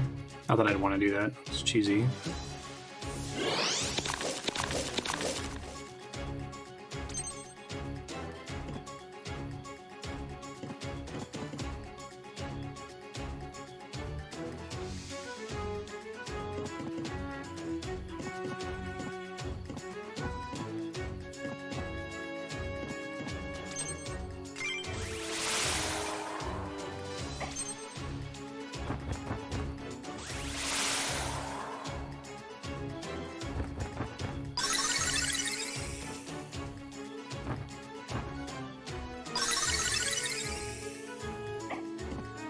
You must have missed it. I have a turn where I could have done that instead of doing something else. I thought I was within one hit of killing the boss, which is why I kept going for that instead of going for an assist.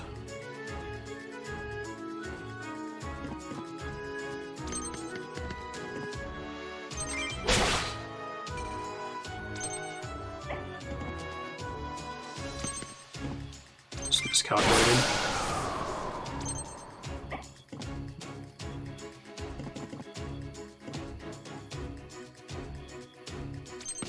This would be nice to have the bird with the piercing.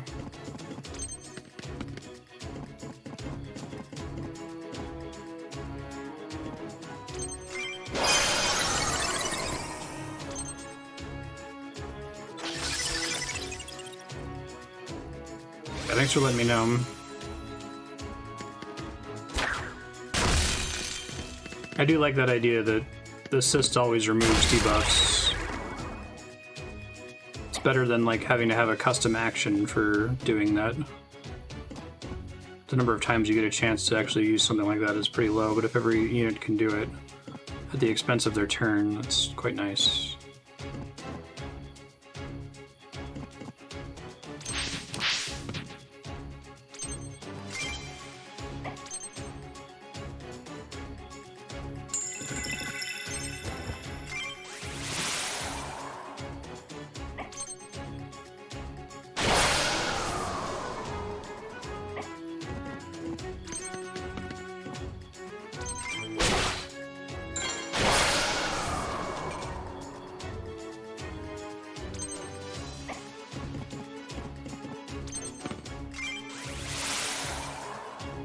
We want to pick up those meats for the attack bonus soon, but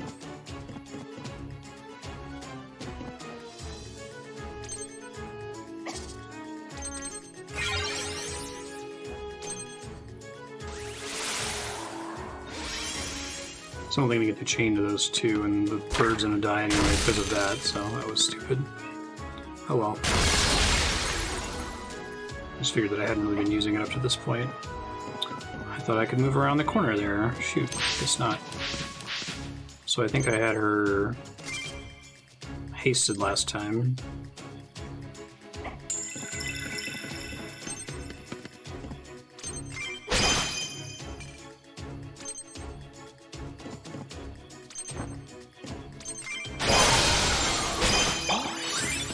Blue team.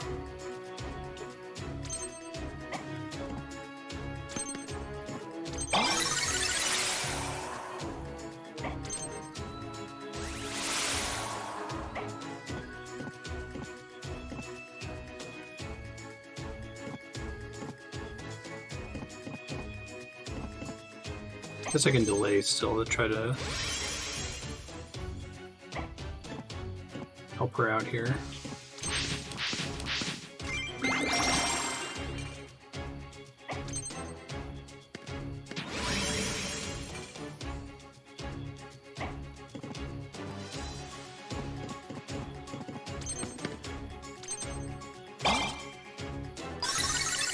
Probably could have cloaked somebody there.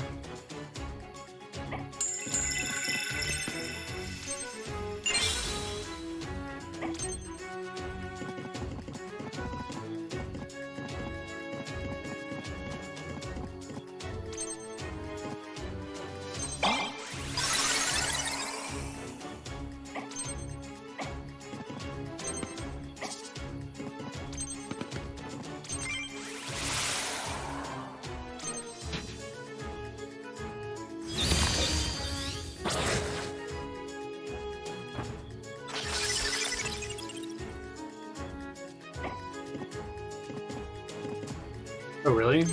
So what does stack?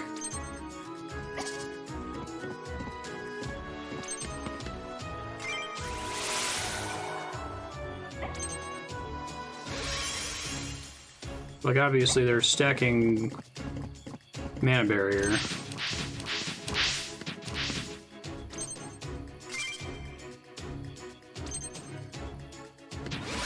So it's stat based, not ability based.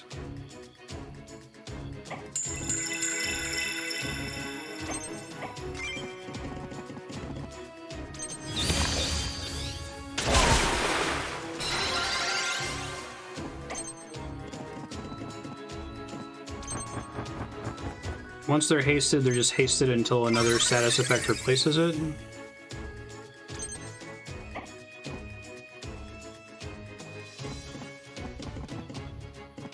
I see.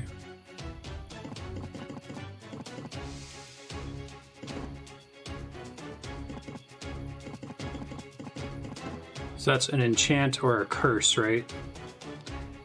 So if someone's hasted and I put this inspire defense buff on them, they would lose their haste, yeah?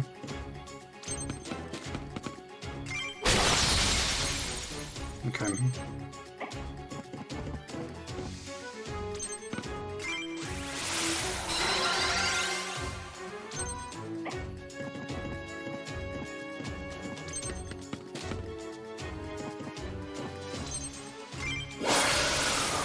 still have the chain, but I guess it actually has to hit. Ouch. I thought Chico was no element, so why did that attack crit against me? Is that... There's no element... It says weak none.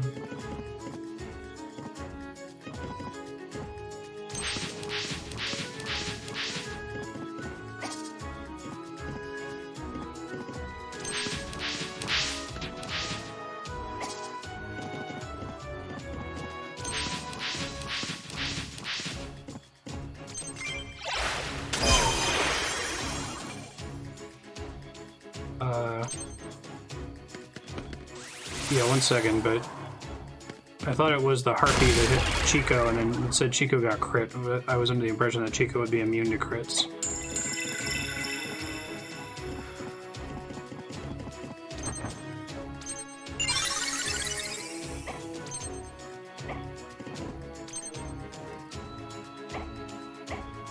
Beam hits all targets in its path.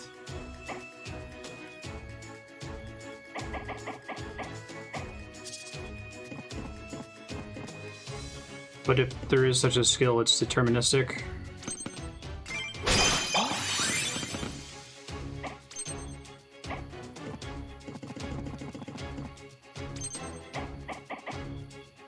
After beating attack, next attack crits against any target. Oh, okay. Missed that, thank you.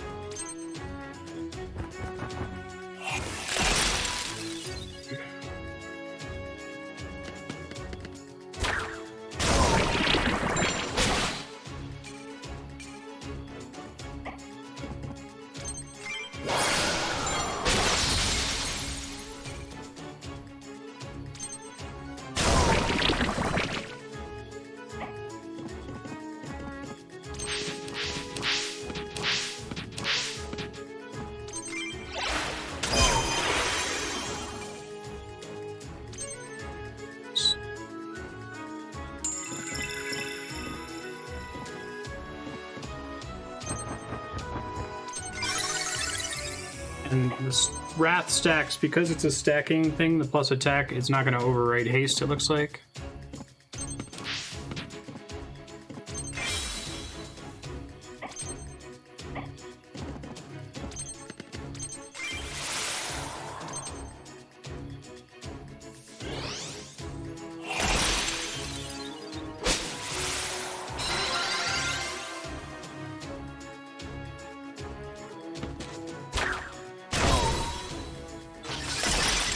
At least that transfers damage to the totem.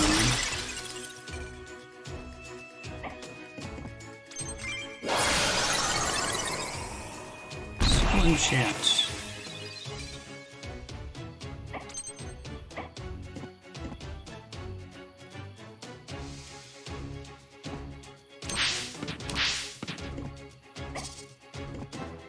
Since they're ranged, I can go back here. And then my Barn Owl will also be able to crit. I think I got really unlucky last round on the number of cold snaps that procced. They just like kept going off.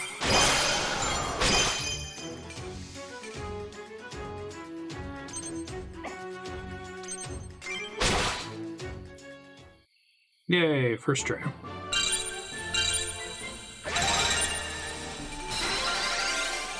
MVP.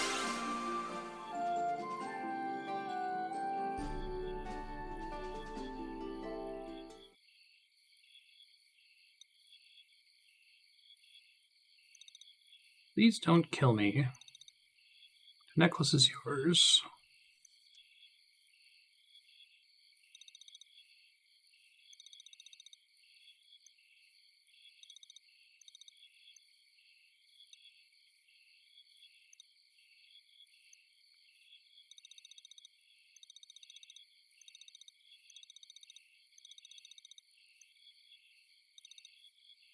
Get to the point.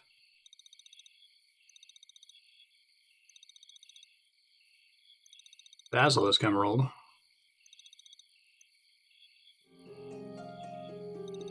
Rage. No, I imagine so. Like situations where it's better off using the dog to use the guard aura as opposed to just attacking constantly. If you keep this on sub-block or you put it on the voting spreadsheet, I probably would prefer to switch to hard difficulty. It's more interesting for me when I can lose.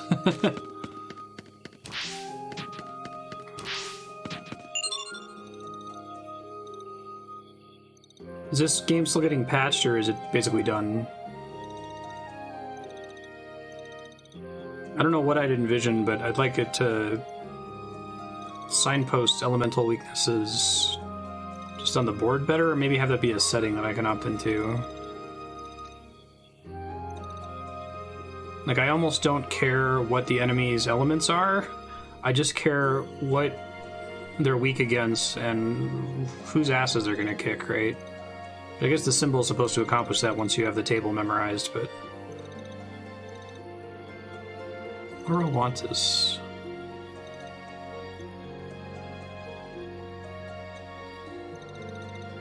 Fate has a sense of humor. I kind of wish that, like, collectively as an industry we would, like, agree on elemental weakness tables across games. Could be, like, the A button is confirm, right? So you can just depend on people knowing that externally.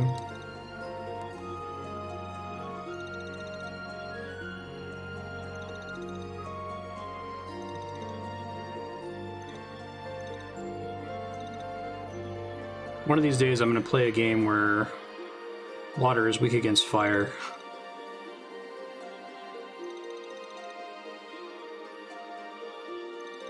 Sure.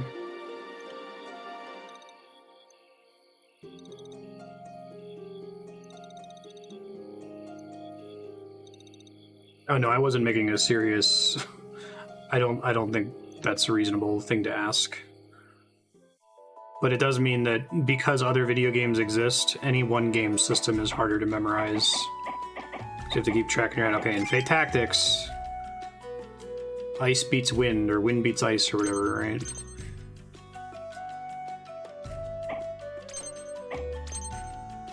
In Final Fantasy X, there's only 4 elements, and they beat each other. Back metal and wood. Or do the Tibetan elements. Get space in there.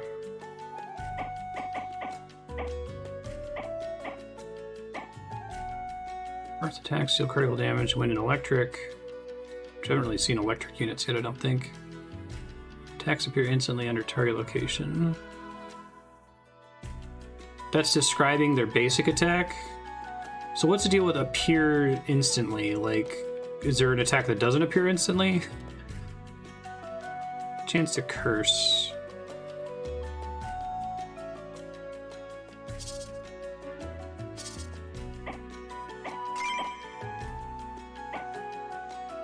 I'm gonna breathe spirit to attack an area with wind magic. Okay, so that might be one I swap in.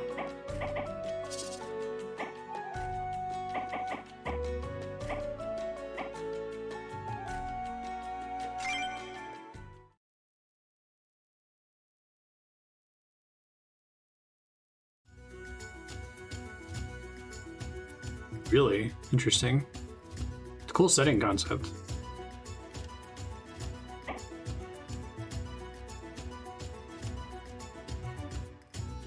Earth, water, wind. So I want fire, ice, wind, electric, ice, earth. What do I not want?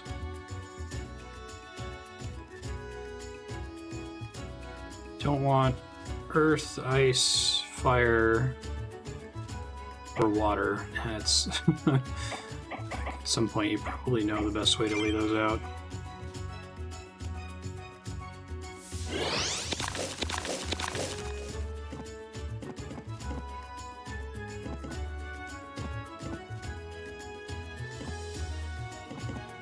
Let's see.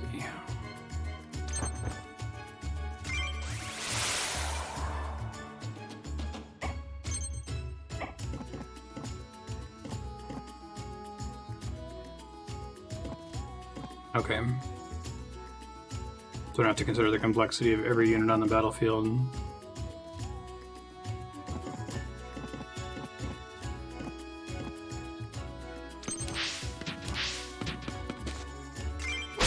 Because the battle ends when the leader's dead, right?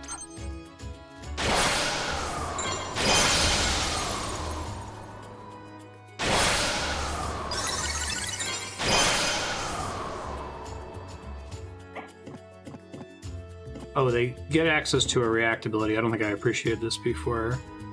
They get access to a reactability, but they automatically have access to that reactability once they put in 5 points, and you just put in more points to increase the chance above 30%. I thought it was a base chance of like 1% per rank, and I was like, okay, I'm not ever going to put points into that. Yikes.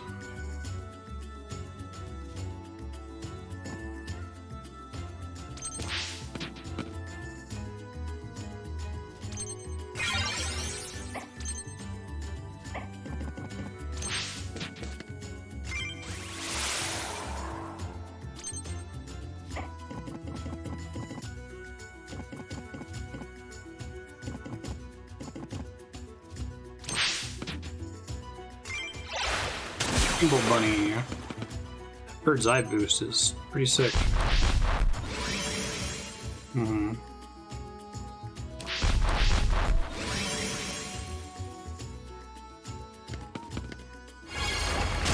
I don't have fire yet, right? I don't think I do. Oh shit. I was trying to be clever down there with the dog, but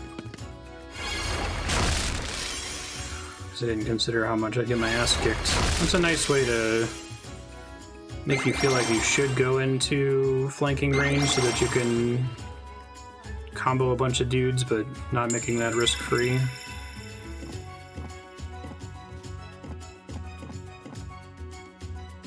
Oh, sure.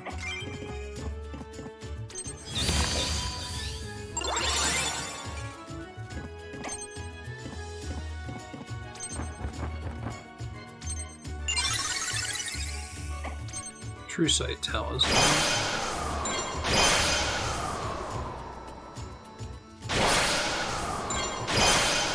Or Doggo. Can I restart? Hold on.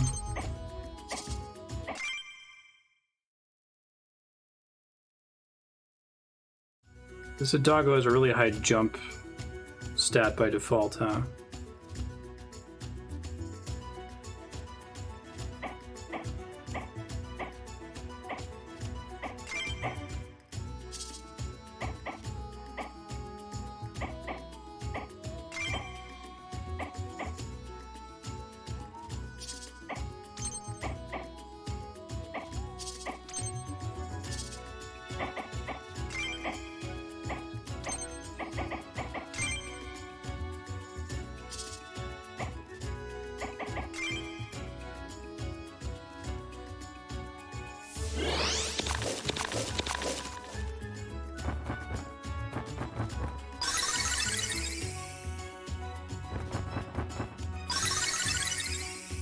They can't take the treasure chest. That would be very mean if they could.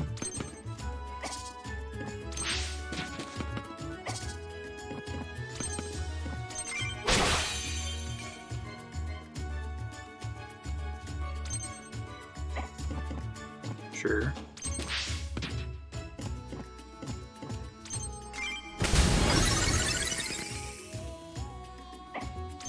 No worries. I'm sure it's infuriating to watch if I'm not doing it right, so...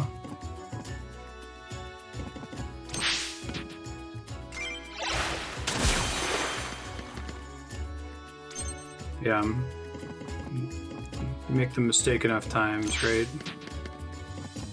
Probably helps. What's the range on this guy? 2?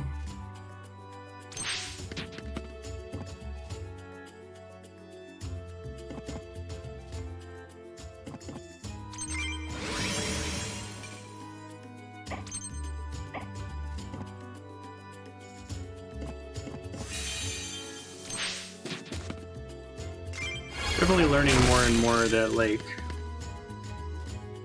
I think any skill that I have in video games is not actively fostered. I don't know if this might not be like novel at all. This might be the way that everybody gets good at video games, but like I think that my brain just kind of naturally makes connections when games give me feedback about what is good and what is bad without me actively thinking about it, right?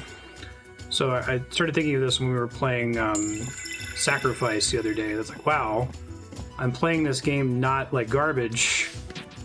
And I think it's because it's just doing a good job of telling me when an action that I just took was good versus when an action that I just took was stupid, right?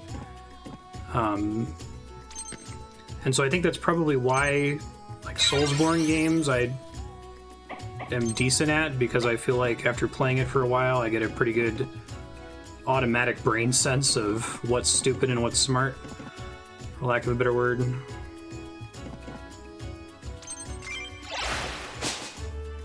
So usually I only think of that happening in like a rhythm game, like your Rock Band or whatever, where you step away from the game for a while and then come back to it and your synapses have made their connections and now you can do something that you couldn't do before. But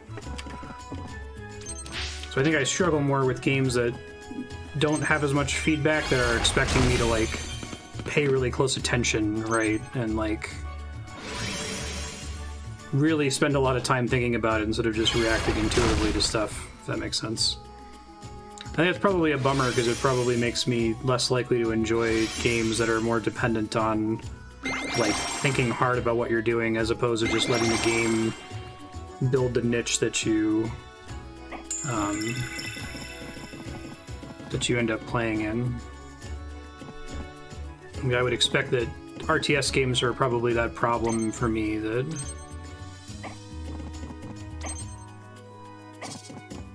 I want to just know when I'm doing something wrong intuitively, and the game isn't willing to tell me, or able to tell me, really.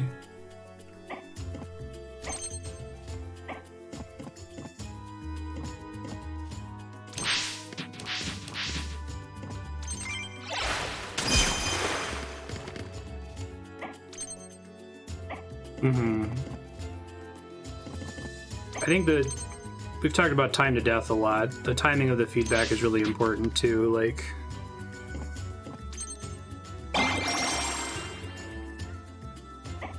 this game does a pretty good job. Like, there's a big thing that pops up that says weak, and you get crit, and it deactivates your character, and all this bad shit happens, right? And you're like, okay, don't do that next time. Got it. It's not like, oh, you didn't build enough barracks 20 minutes ago, and now it's not even clear that that's the reason why you're failing, right? So anyway.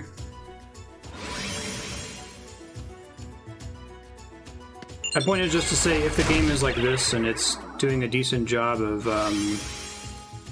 having like flashy pop-ups on the screen and big explosions and effectively big text that says you just fucked up, it's more likely that I'll figure it out eventually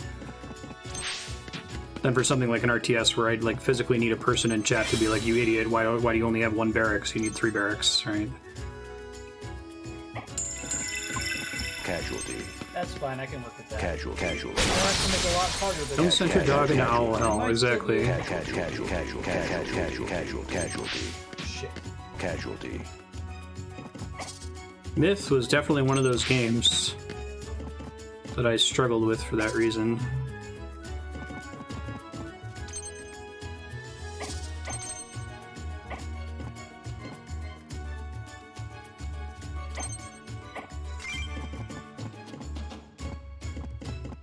Just save this where I can hit 2 units with it. That'd be nice.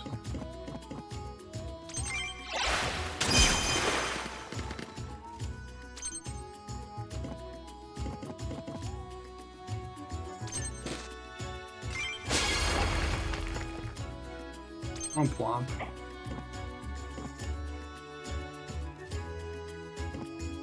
Oh, really? I must have missed that. I saw that she could swim. Oh, I did not see the plus 100% attack. Okay. That's pretty nice, thanks.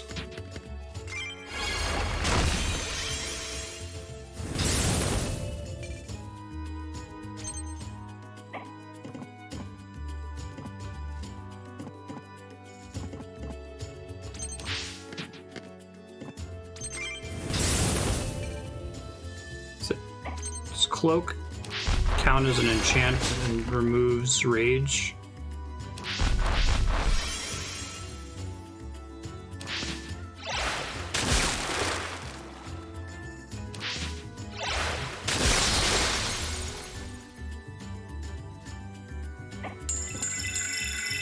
Oh, so it wasn't Cloak. I see.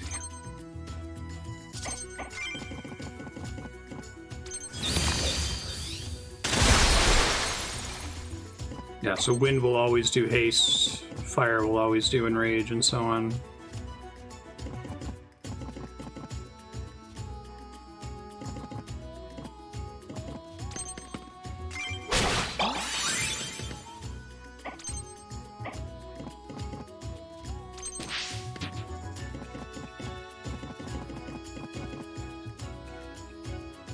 %, attack, 20% reaction.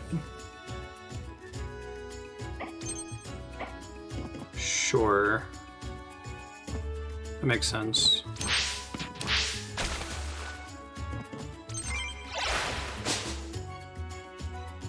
Now, will it show as evade if I missed because of blind?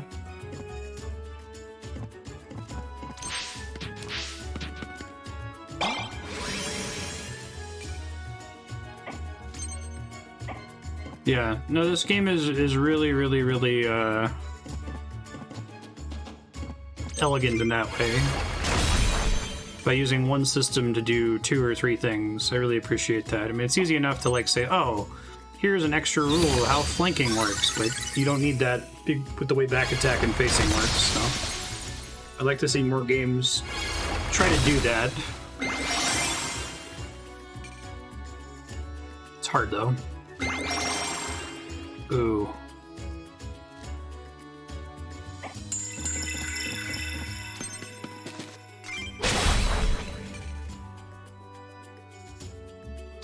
Defend's just a % chance of happening. Okay.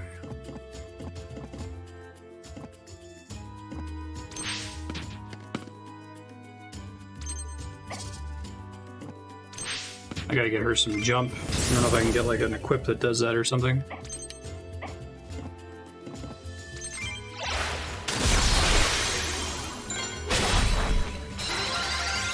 Go team.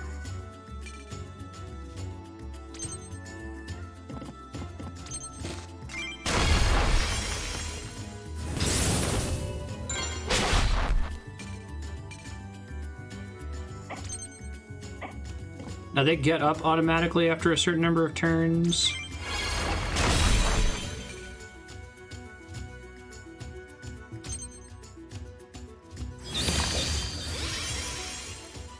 Which my characters do not do, right? That's a unique thing for enemy leaders. Learned that they can sustain indefinitely, so don't fuck around with that, apparently. Oh, mine does too. Is it 3 turns whether they've been hit those little pips or not?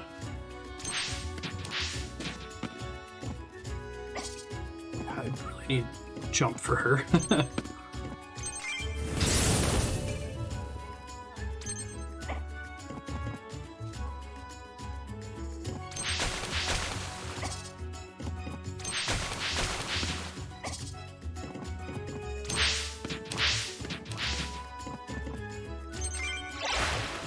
I really like that bird's eye bonus. That's pretty cool. Usually there's like a mild accuracy bonus for having height over an enemy, but like I like this one being the Ewan McGregor game.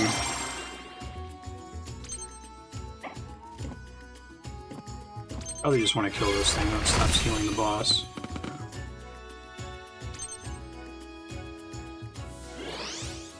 Breed.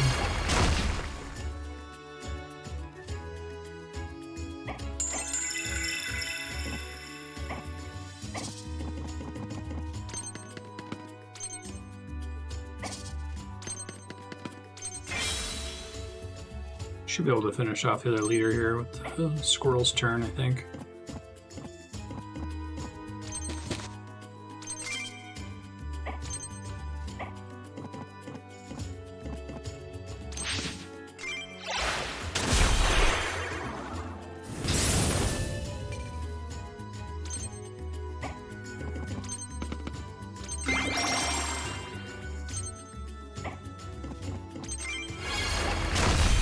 Boom. Cool.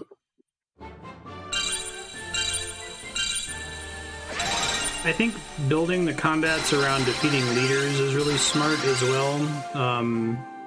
Because I think, and this is true in RTS games as well as tactical RPGs, but like mopping up the opponent is the worst. Especially when you have games like, I guess one of the only Fire Emblem games that I've played at length was Fire Emblem Awakening, where 95% of the missions, the objective is just rout the enemy, just kill everything, and it's miserable. So I like that they give you that. You can ignore the ads, but if you do, you'll be getting less XP. Right? When you feel like wrapping up the map, you can. Dynamic level scaling means experience isn't that important.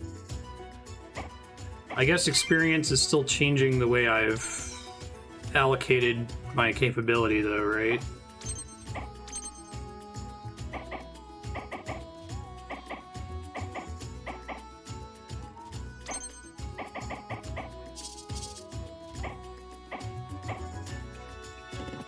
Okay, so we got water, and it's basically the same as last time. So the current group is probably fine because water doesn't beat anything. Okay.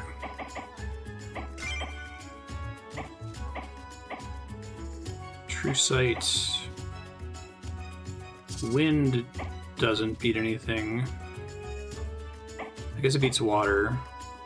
Which there are several of those units. Maybe I want that instead of the water spell.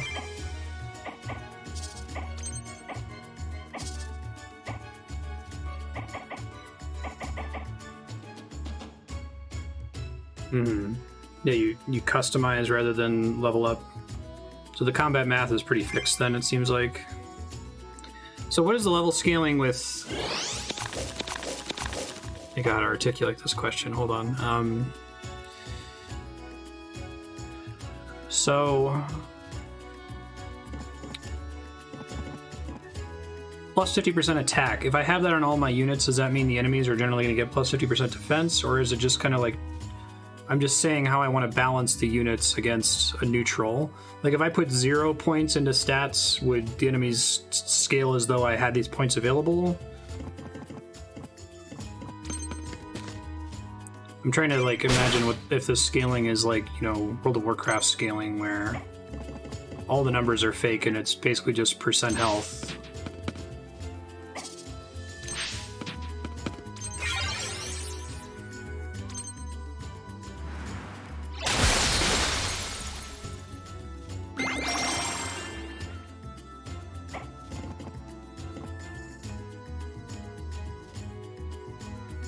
Not cursed.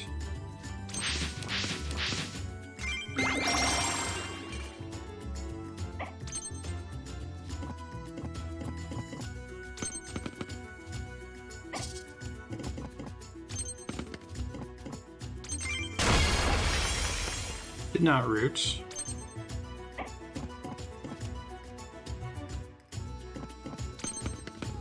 The numbers aren't fake. Okay.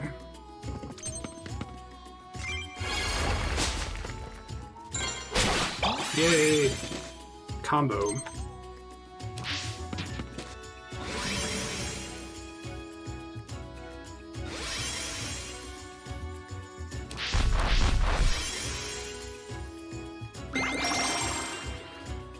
I guess plus 50% attack from traits is going to be the same benefit in every battle in the game. It's going to be plus 50% attack. It's not going to be like, oh, if I do 7 battles in a row, you know, there's going to be like a force multiplication effect where now my base stat is 10 points higher. Okay, I think I understand what you're saying.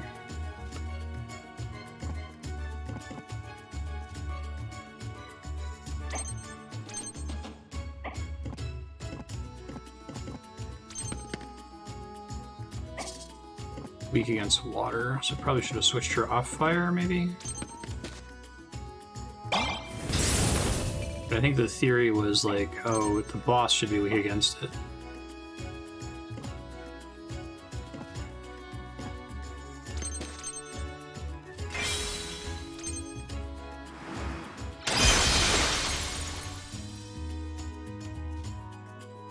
What triggers that ability to counter? I thought it was that if the dog was adjacent to the enemy that triggered the attack, it would try to counter if it protected an ally, but it doesn't look like that's right.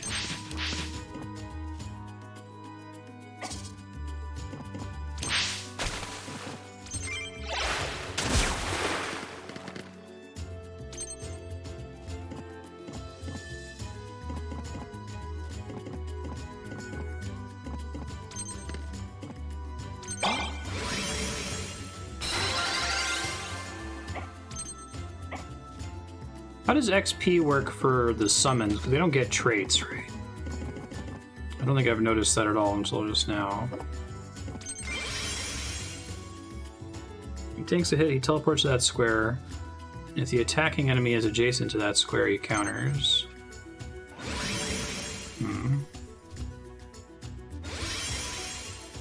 Okay.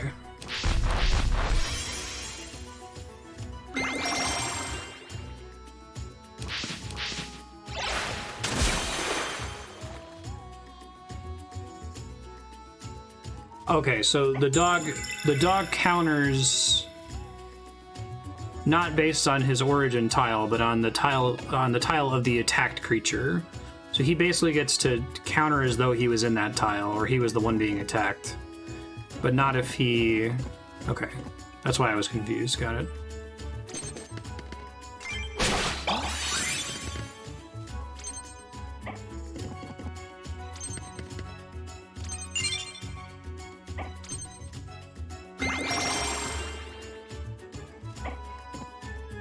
I asked this earlier, but I missed if you answered it. When I activate that chain, is that literally until my very next attack? Or is it I need to use it by the next round or it's gone? And I assume it doesn't count as an enchantment.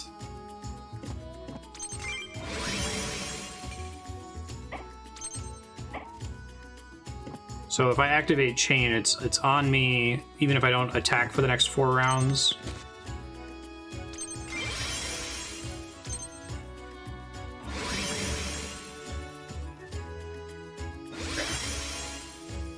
I must have gotten confused because an enemy must have evaded when I hit and I didn't see it go off and got confused.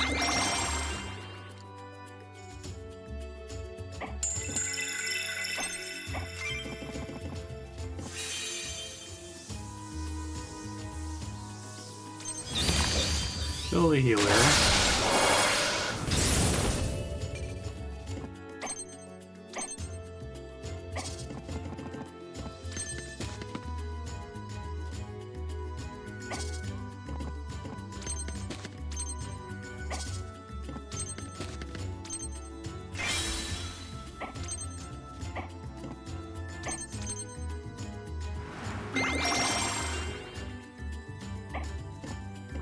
I need like plus 0.25 jump on Yoni.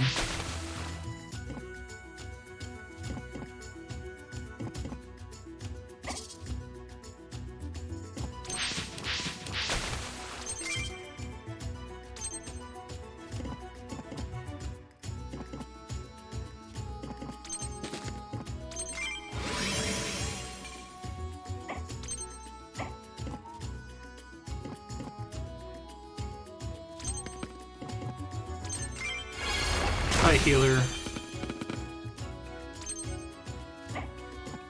So I like the element system because it means that if there is a water elemental creature, you know that it has the ability to heal, period, right? Like, you don't have to find out, oh, that's a healer unit.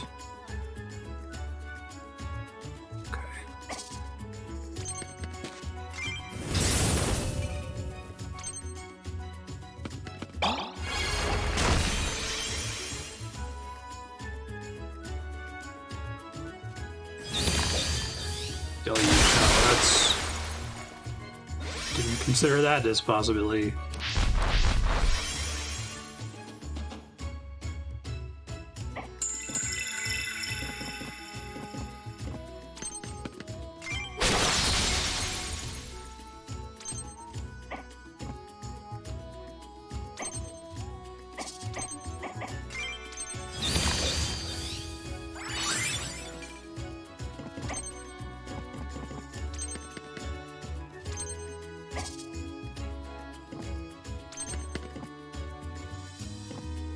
already Rage Enchanted him, so that doesn't do me any good. And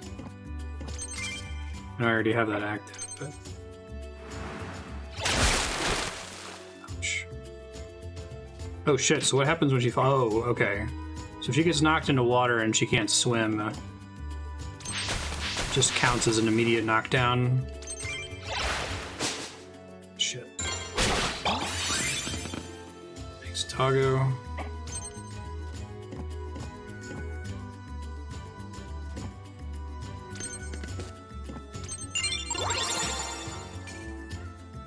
Any unit can revive, is just part of what assist does, basically.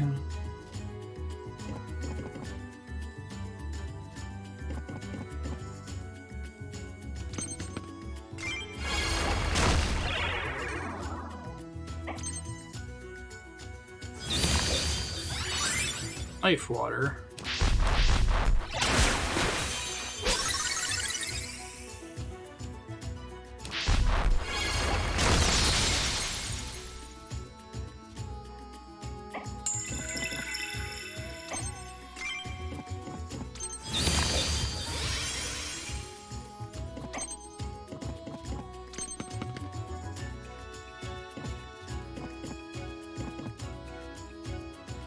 Fucking killed the squirrel. Squirrel.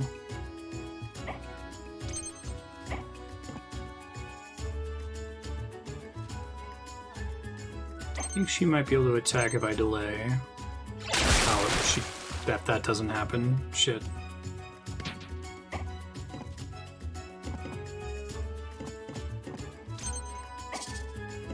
Now, when you just select the enemy, is the move smart? Will it try to put them in the optimal spot to do the most damage, or do you have to kind of move them first? That went well.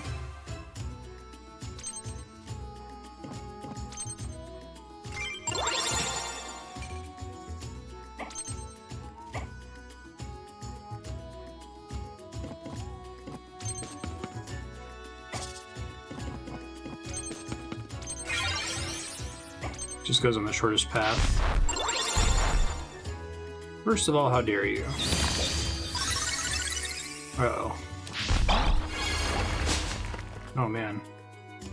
Peter being smart over there. Yikes.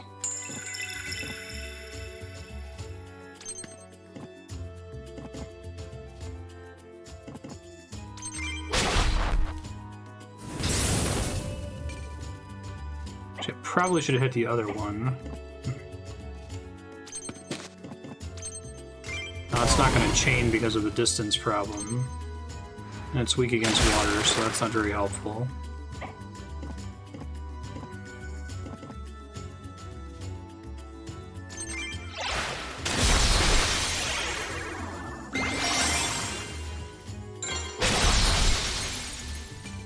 Yeah, I did not do that smartly. Okay. Try to think more next time, I guess.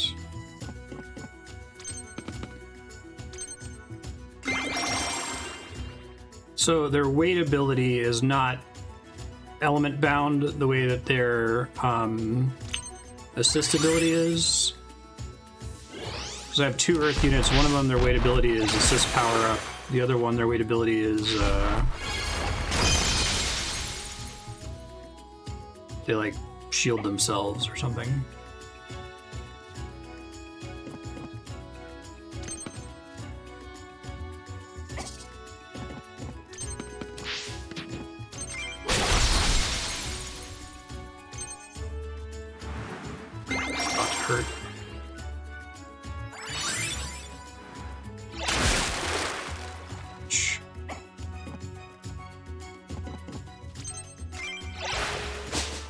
Oh, of course.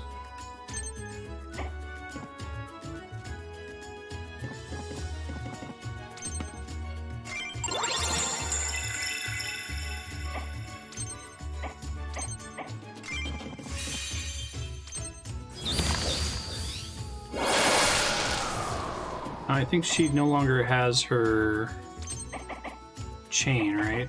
Yeah, I don't think so. And she's the wrong element for this.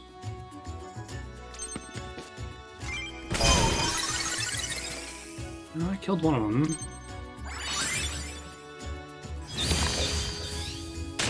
Bye.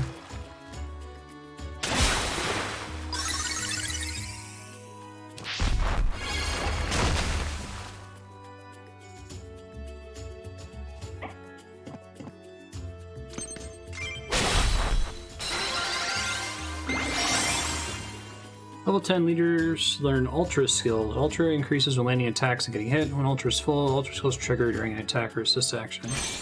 That's cool. Little ultimates.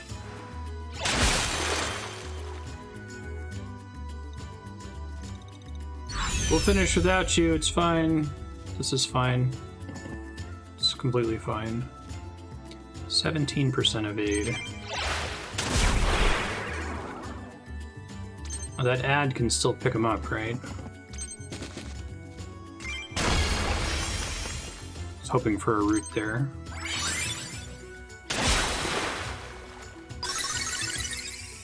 Or do you get a heal when you level up? Blood Fang. Grr, woof woof. That's pretty great. Nice. That one was rough. I didn't do that one very smartly, but...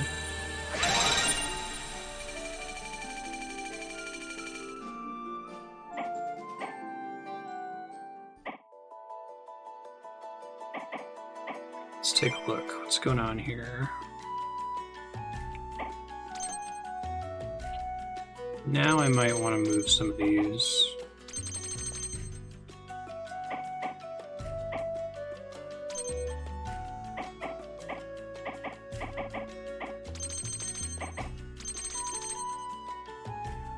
Although, if unfortunately, I guess they all get. She gets move jump. Okay. Need like a little bit, just a little.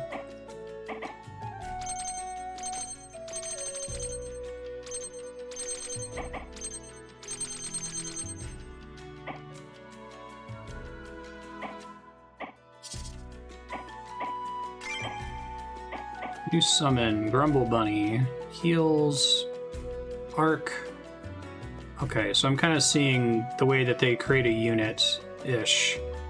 There's a set number of abilities and behaviors, so you can kind of make a table of like, okay, so you got to have a unit of every element that has an arc attack, a unit of every element that is a melee unit, a unit of every element that can pierce, and so on. Or do they, is this like magic and they associate certain features with specific elements? Assist also affects the area around the target. So this is a really strong healing unit, it sounds like.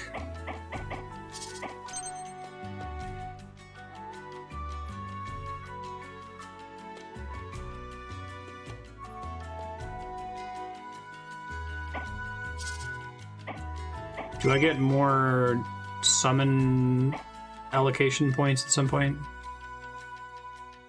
That seems nice. So it comes off cooldown less frequently, but...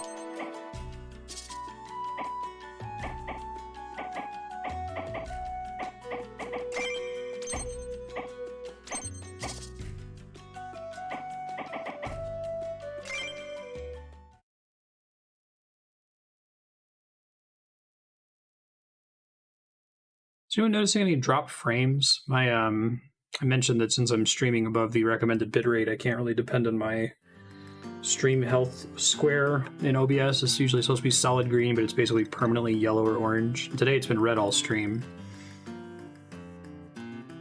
Nothing? Okay. It's basically Twitch yelling at me for going at too high of a bitrate. Mount Alma? Jeez, you traveled a long way.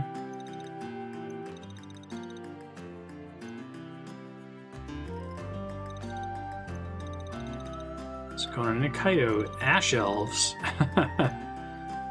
That's cool.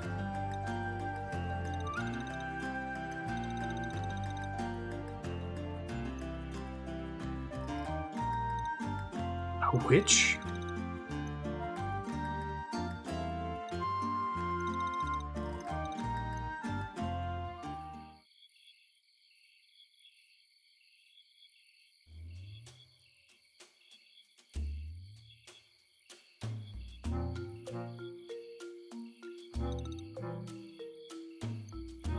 What is that delicious smell?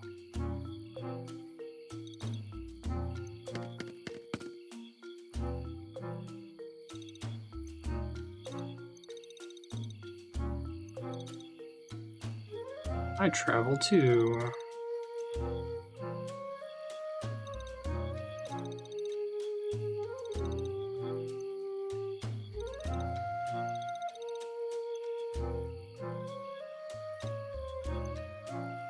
Your boy needs to settle down. Camping is now available. Match pairs of food items in the camping minigame to grant various stat boosts for the next battle. It's cute. Oh, God.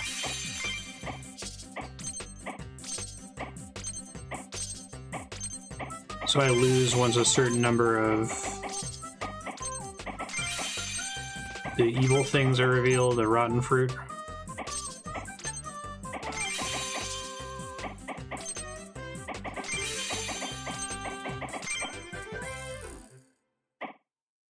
Increase the effects of meat food items.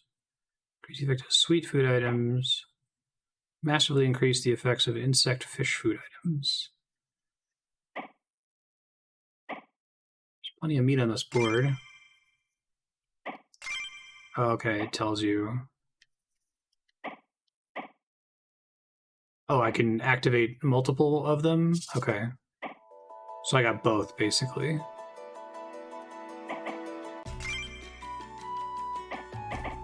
And a new thing. Now I can turn into water. Okay. I'm hoping that tiny little bit of plus a jump is enough to get Peony to move around the map a little bit better.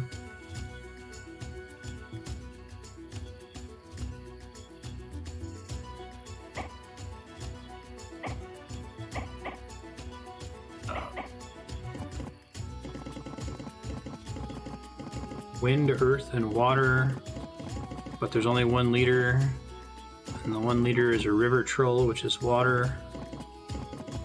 So we don't want to be fire, and it could be wind, lightning, or ice. But wind is weak against earth, so we don't want to be wind, and I can't be lightning or ice, so let's be something that the earth mobs won't wreck.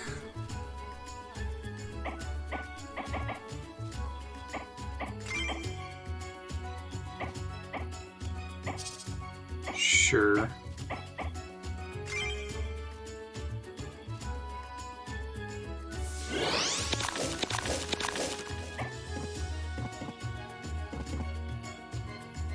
I guess this would have been a nice one to just start out with the unit with Pierce. I didn't think about that.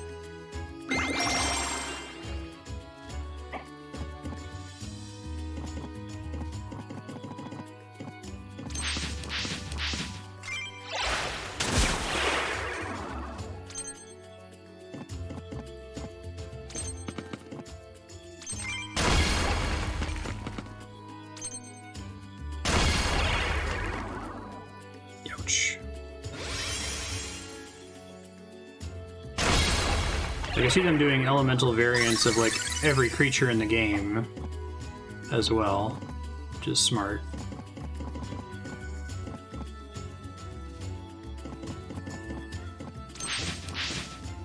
So, okay, adjacent does not include diagonals, gotcha. I was wondering if I could use that to heal the root on the dog there.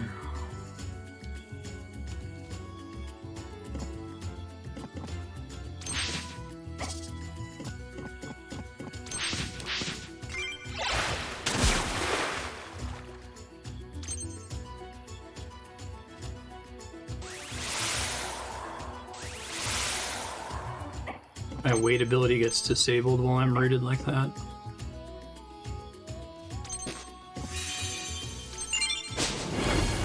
Lame.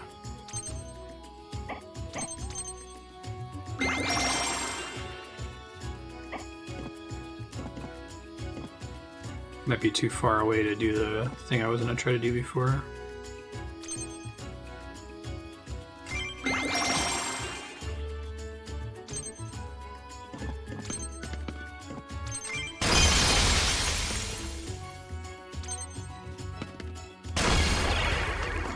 Rude. Can't land those to save my life. Roots, I mean.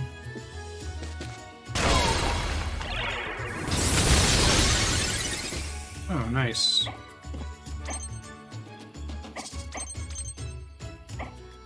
Guess I could have done the thing to project the turn to see if I could remove that. Probably can next turn. It doesn't wear off on its own, I guess. So is Inspire, that's the neutral buff? Are there not very many neutral enemies? I don't think I've seen any so far.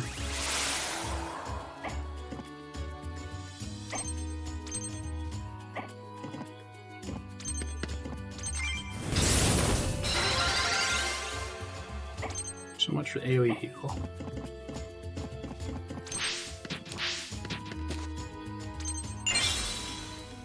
Friendship Scroll.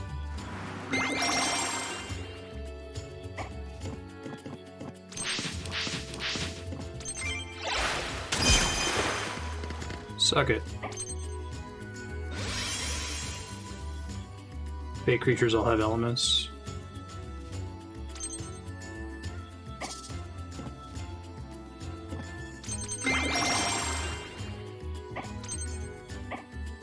Ah, okay, so there's only... Oh wow, this, yeah, move on this thing is awful. Gotcha. So probably want to pair haste with that one. Oh, Jesus Christ. This is the thing that just happened. All wind elemental, and I brought wind spells.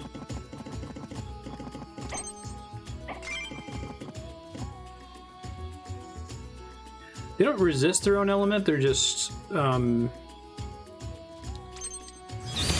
weak against it, I guess. Lame. Oh, if I had moved the dog first, would that have triggered a combo? I didn't know if that interacted with spells or not.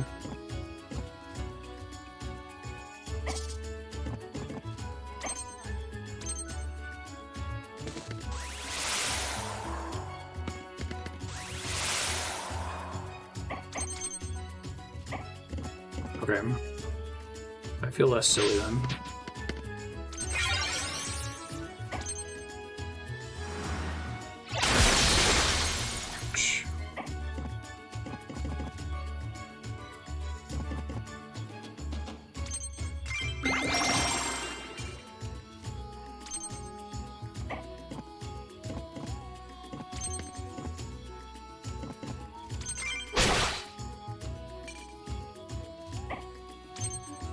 I was like, what is that buff? It was +1 alt, right? Ultra?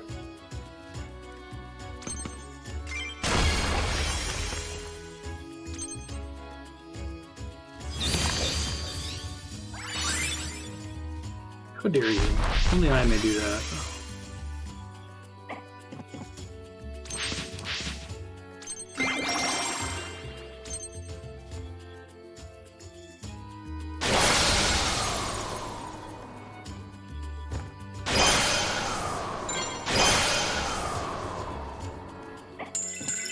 So I really hope I get to go here.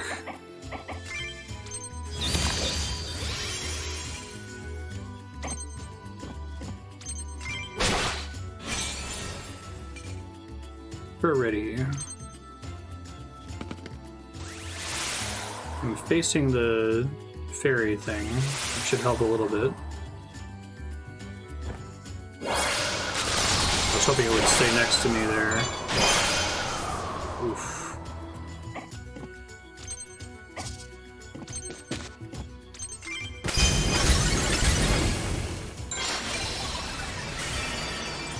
What thing? It always triggers the next attack that they do, including if it's on a combo. Okay. That's interesting. I actually kind of prefer that it always triggers and you can't deploy it tactically. Man, I guess you can deploy it tactically, you just have to be smart about when you go to activate it, right? Makes that more interesting, I think.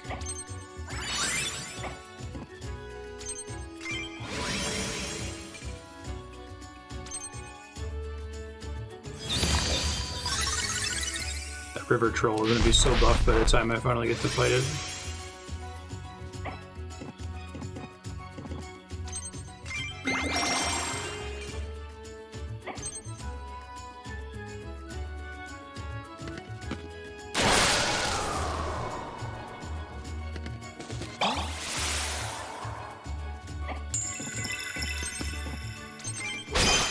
It's impossible for them to evade with a back attack unless if they have something like True Sight that prevents it from failing, right?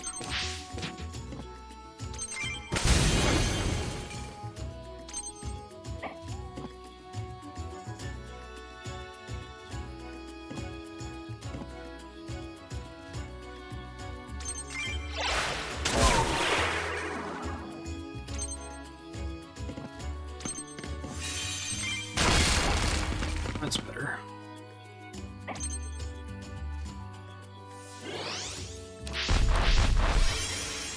What's the what?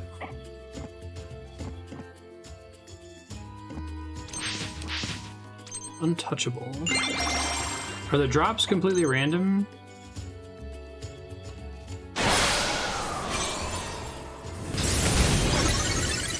Counter.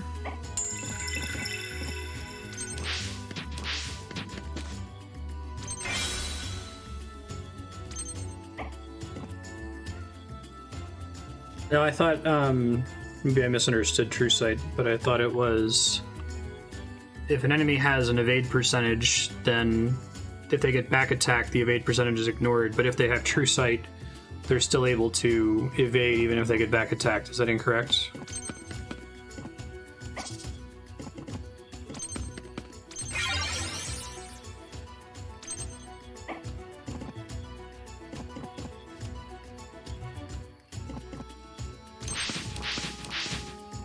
You want to be on the water, don't we? I mean, I have the range to hit them in the water? I do.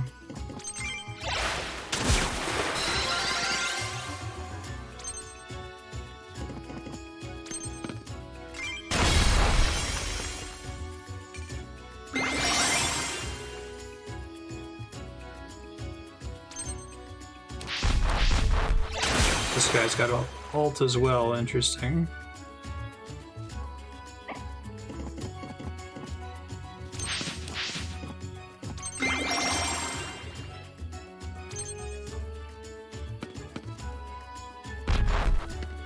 Oh, I didn't realize extra leaders could spawn in. So if I had ended the fight before that guy popped in, would it already be over now?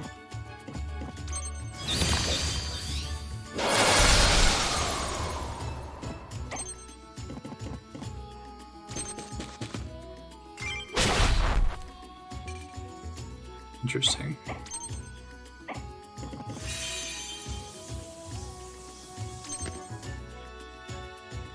What else would I have to hit? I will burn my soul as fuel for my power. Still counted as fire though, so it's still kind of ass.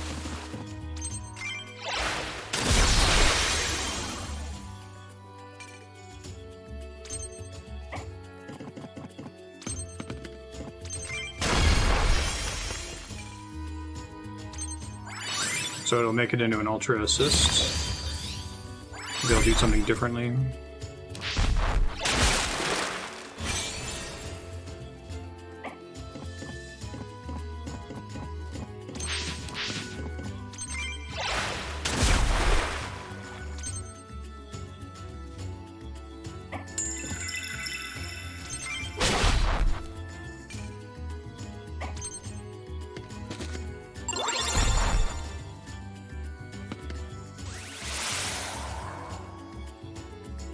Oof.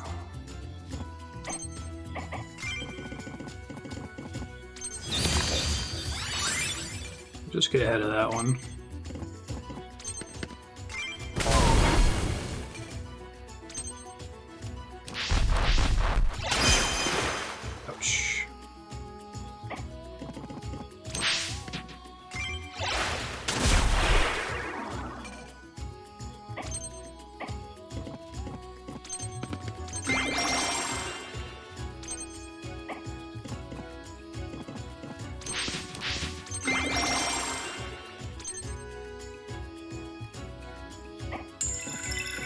Ah, blocking me. Rude.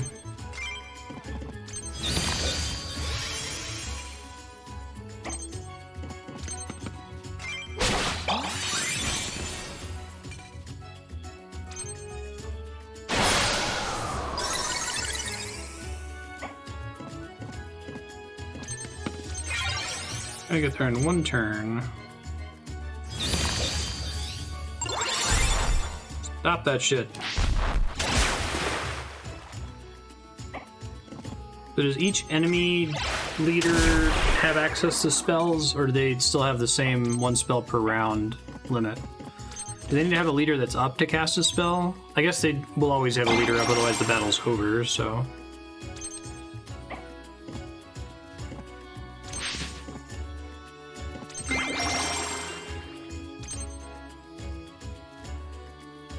Alright, Toggo, it's all you.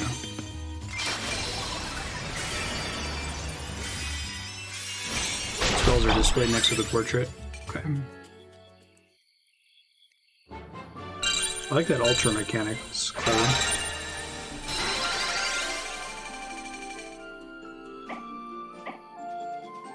Burning growth, friendship, untouchable.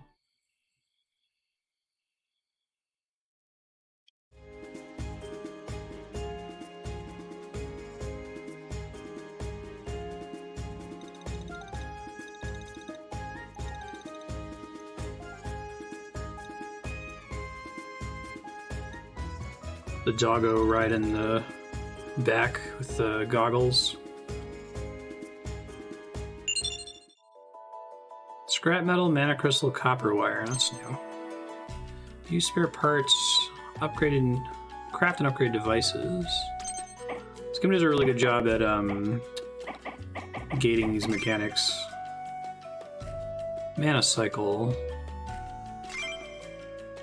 unlocks more points of interest. Ah, cool. Yeah, we gotta get a trailer. We gotta get a sidecar.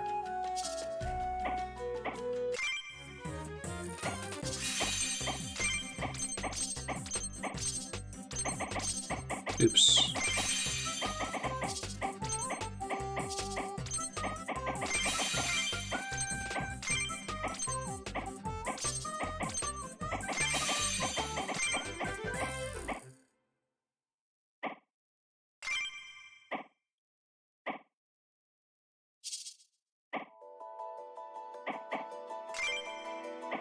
Oh, left and right. XP gain. Summon capacity. So these are just me things that drop from now on.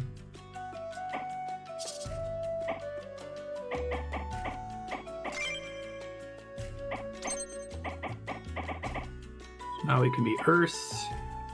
Plus 15 evade. I notice that these are all listed as like rank 1. Oh, +1 teamwork is just a stat. So that can make it so that anyone can have their... That just makes whatever their assist is affect everything in a 1 tile radius.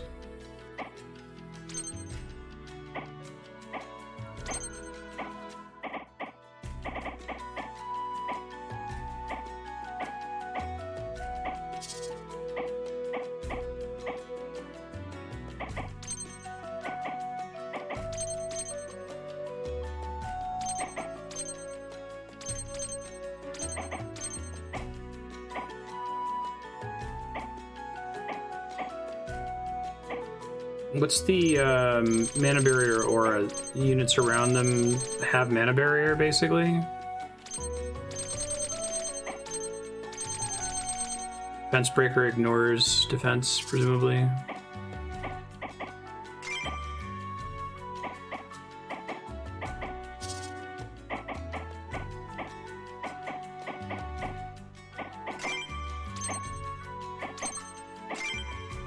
That's cool.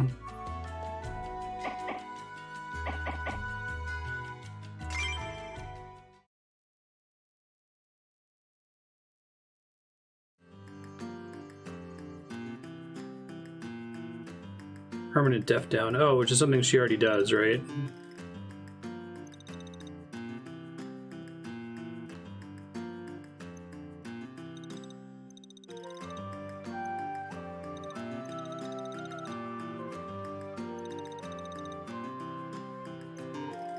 Gremley King.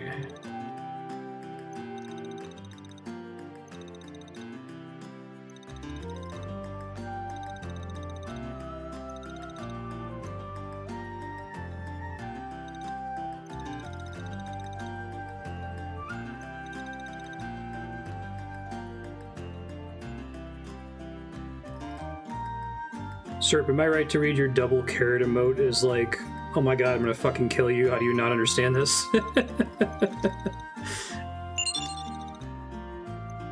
In a friendly way, I'm not.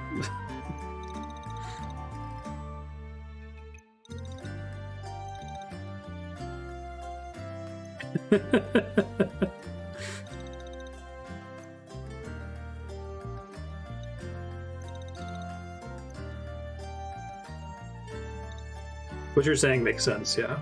Because I'd already put points into it, and that's why they were always taking defense down when I was hitting them. But I hadn't noticed that that was the effect of it before.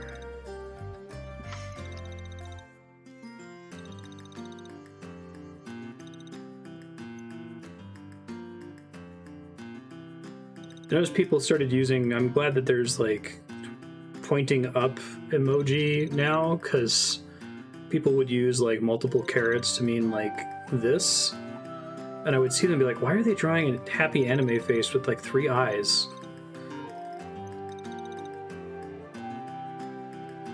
Atriel is the domain of the water dragon. Follow the main road north of town. North from here? Sure.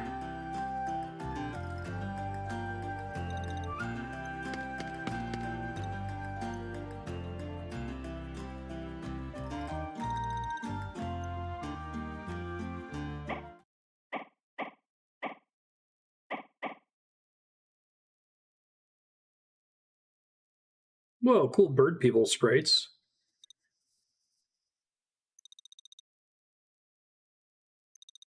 I do like all the idle animations on the NPCs in this game. Although the one that's like standing in front of the king actually looks kind of weird because his butt is frozen. Which would normally be fine, but everyone's moving so much, right?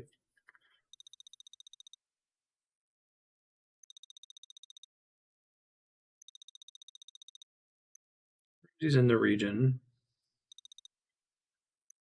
So anything that's not like a regular human being can be presumed to be from this like Fey lore crash where magical beings crash into the world. The apocalypse. What if this guy's, he's got like some kind of like goggle thing next to his head?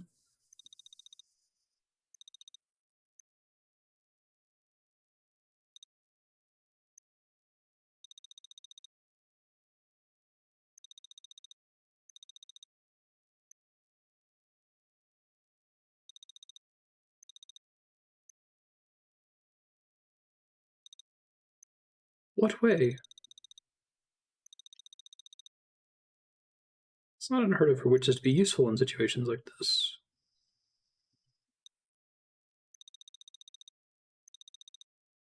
Wonder what my favorite like emote bubble in a video game is. The ones in Golden Sun are pretty good.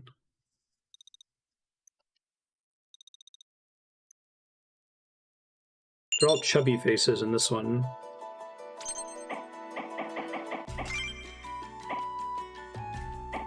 Tech gauntlets. Stabilizer. Oh, that's interesting. What does guts do? Is it like, I'm guessing it's when you revive a unit, you heal for more, basically?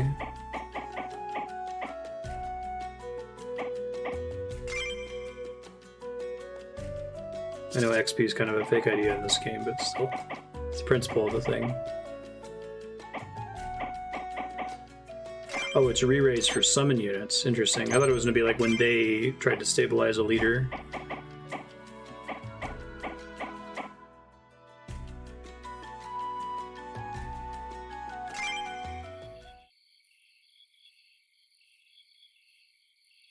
Fairies are hostile by nature.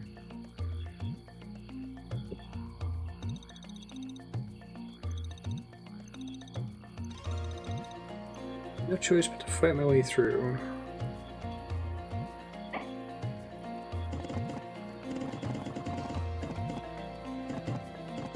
So here none of them are... Wait, is this a leader? Beelzebufo? No. It would have a gold health bar. Okay, so water, earth, wind.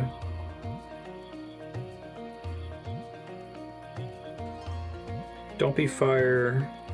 Don't be wind or lightning. Don't be water.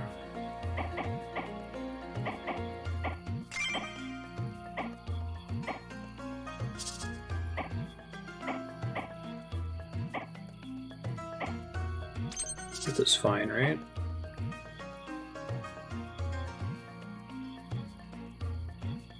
Earth seems like it's a pretty good choice, unless there's a fire enemy. Gut feeling was wrong.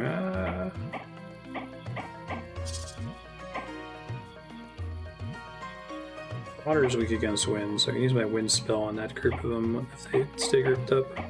Which they probably won't, but... And then we don't want to be fire anymore.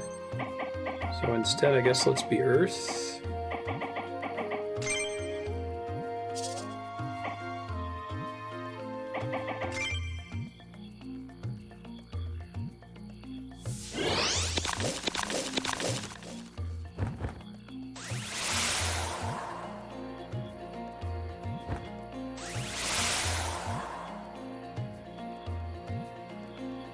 Salmon starts you with an ice unit.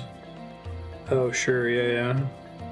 Bonus XP and spare parts are awarded for winning a battle with any of your units being defeated. Oh, that's cool. This game is one of the better games I've ever played in terms of the way it handles gating. Big fan.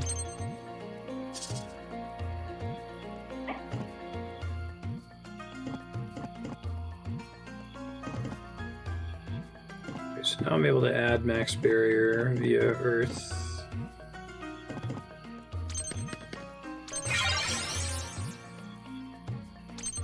Oh, really? Yeah, now's maybe the time to do that. Oh, not main menu. Gameplay. Try it on 2x.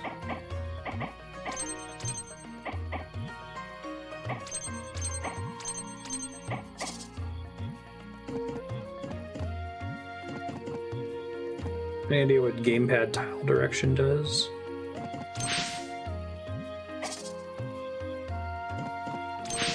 I like the idea that this unit does so much better in water. It makes me way more interested in the terrain. And yeah, the bird's eye mechanic also makes terrain a lot more interesting. And like Final Fantasy Tactics, it basically just matters, do you have enough jump to get on top of the castle wall, yes or no? Other than that, who cares?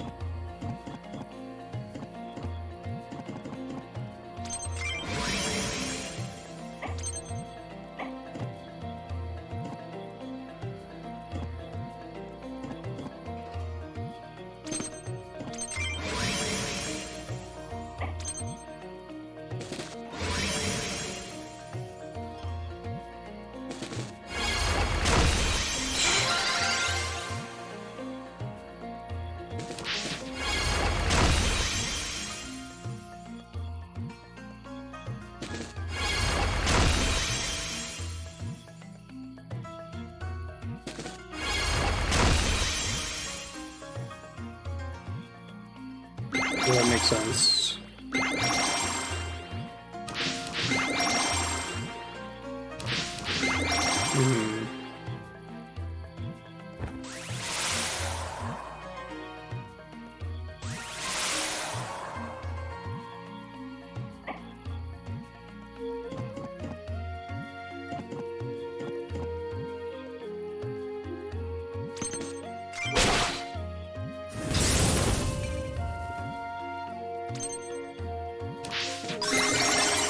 That sucks. Okay, I should be able to do the combo. So how does that work exactly? It's...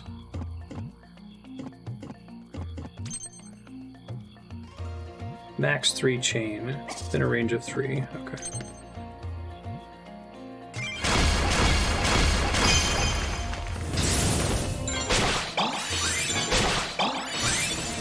Pretty good. Now parts can drop, so that's interesting.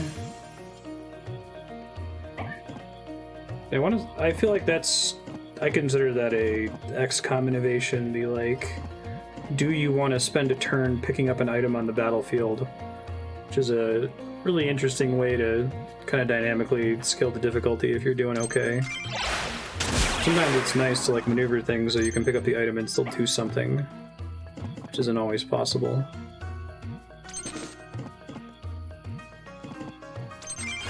Trying to kill the big healers.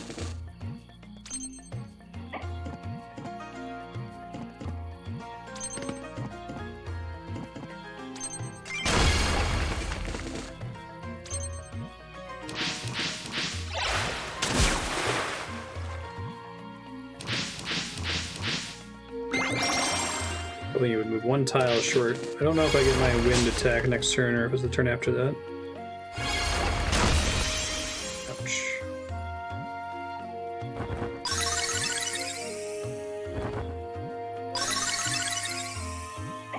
One more turn. Bloodfang time.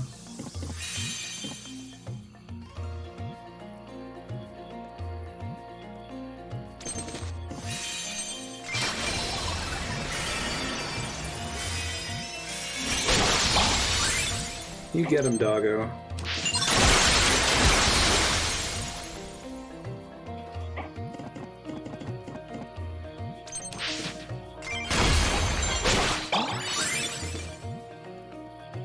Big guy's down.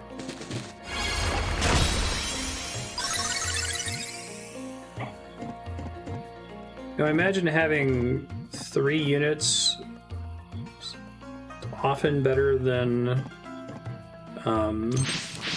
having 1 unit and 1 2-cost unit. It feels like having more units to like act as targets for enemies is a big deal. Oh shit, I apparently activated weight by mistake.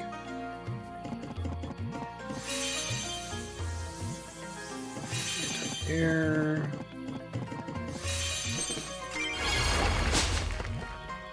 But it evaded.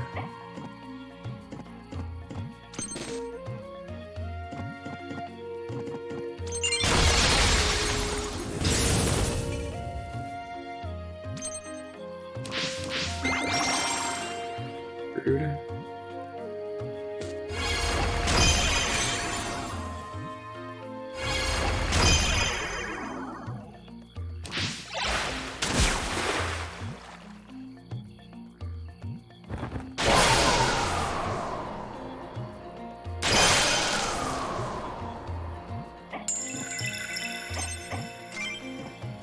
Okay, well, I don't have a big cluster of water enemies like I did before, but...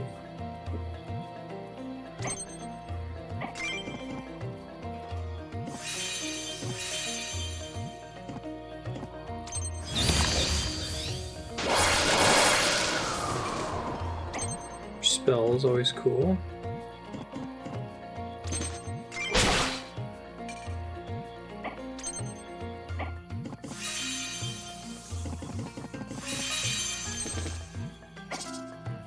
Okay, so this ability is a PBAOE centered on her.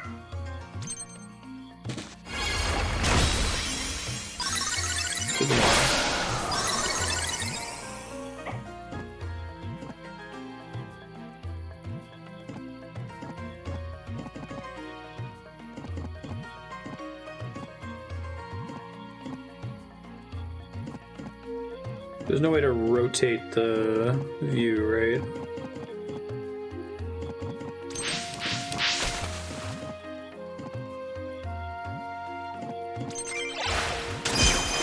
All the healers would be good.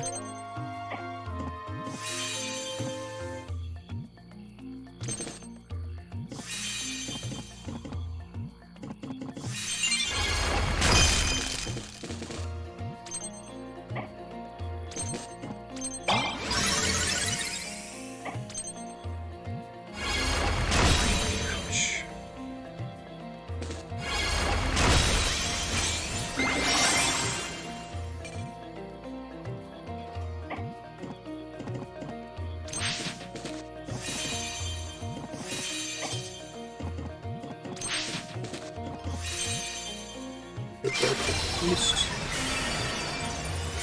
Do everything I have to stop you, barn owl and squirrel. Get out of my town. Get off of my plane.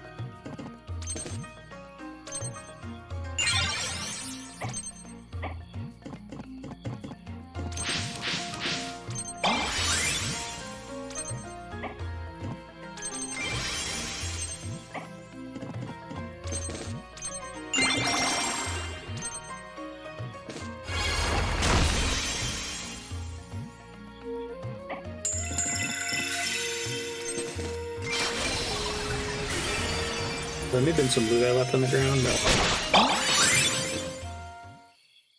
It'd be nice if you just picked up anything. I like... Oh, maybe you do pick it up. I like the way that XCOM handles that, where it expires after X number of turns, but if you end the battle with it on the ground, you... Well, no, maybe you don't pick it up. But I like it expiring in X number of turns, so you really have to make the choice. Because it can be frustrating when it's like, okay, well now just stall indefinitely to collect everything, right? It's like... It's correct and trivial to do.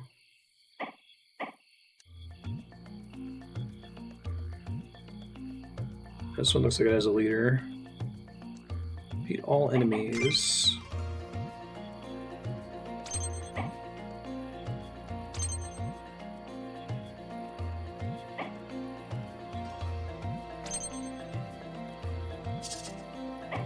Yeah, I'm gonna see what these new scrolls do. -5 defense per hit. That seems pretty nice. Plus 20 base HP. May eventually get a second slot for scrolls, it looks like.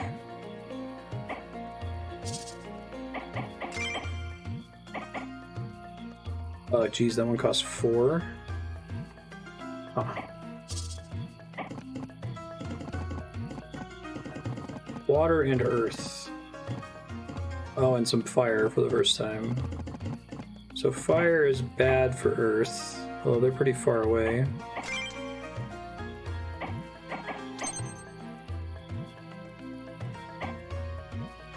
She's just purple by default unless if she picks an element, is that right? Oh, I meant to... hold on.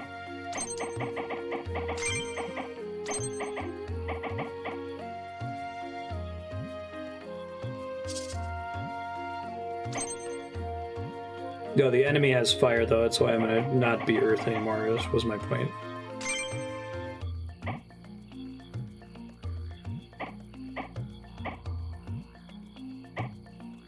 Let's see.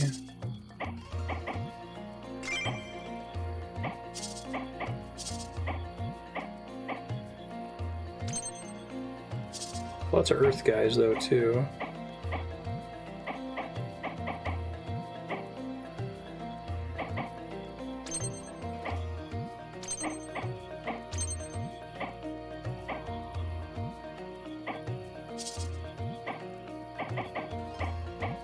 See how much I end up regretting this.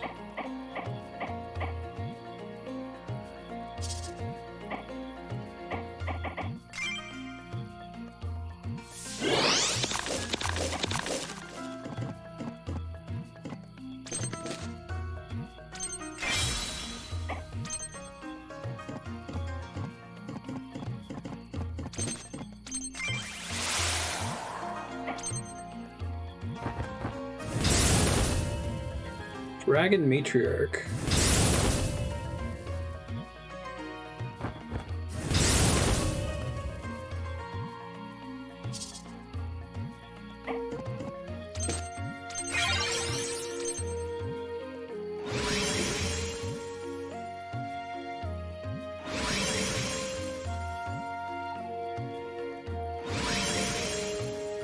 I see.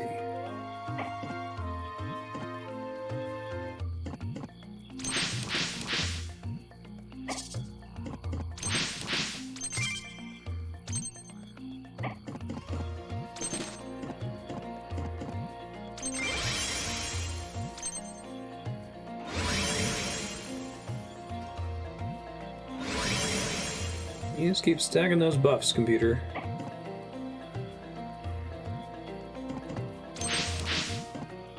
So like teamwork would be nice for giving like everyone haste, right?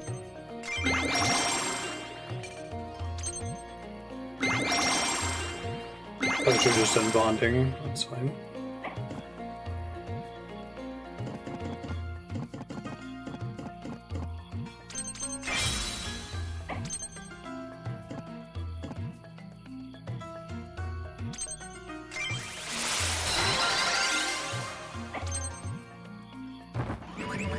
And I can't stall indefinitely because computer's just going to keep stacking attack buffs and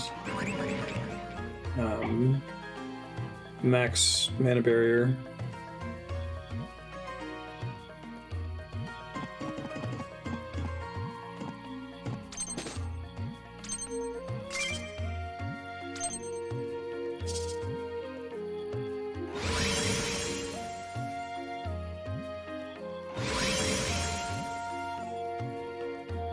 Can you get the psychic units as well, or is that a unique element for Peony? Just chilling in the pool. No big D.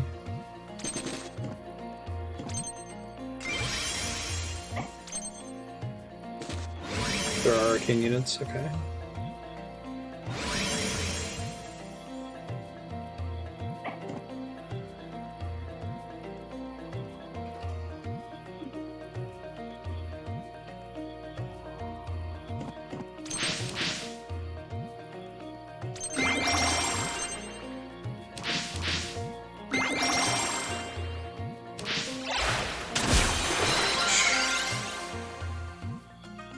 Thank you, doggo, as always. You're a very good doggo.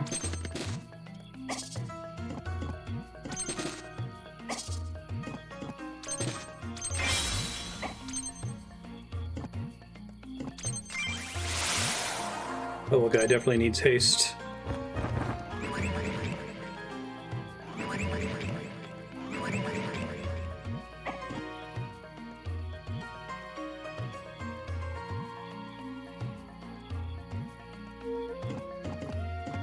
So I can hit all of them. I'm not going to get any nice combos out of it, but damage is damage.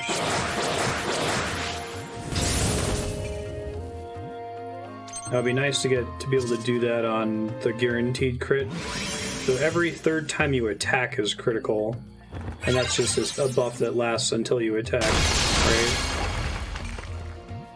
Jesus. Sure. Kill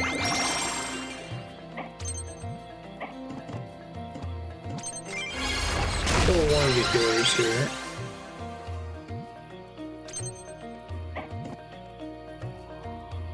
Tell if a crit's ready in the status bar.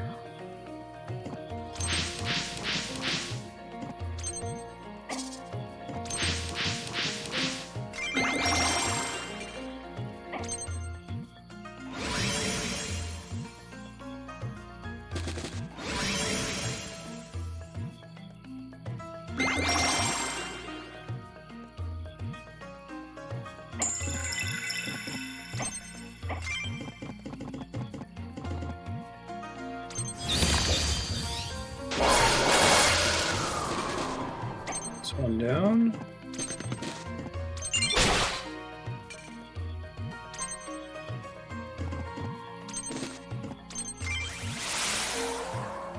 Mr. Gremlin, your job is to haste everything.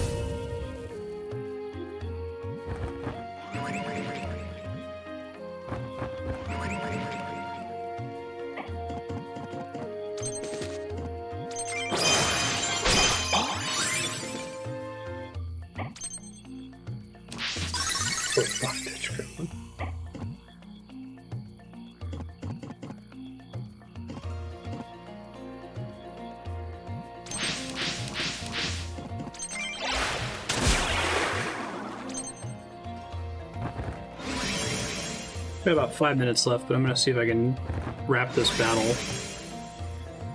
A good stopping point, I think.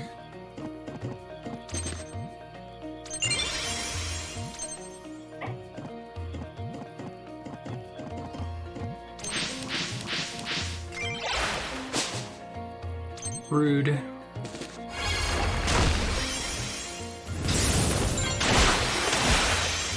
Ouch.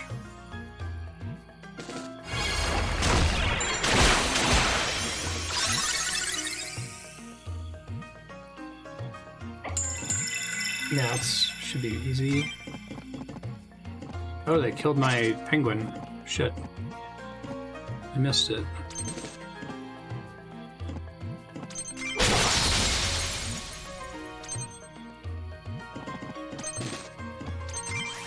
Once I lose a unit, it's just gone if it didn't have guts.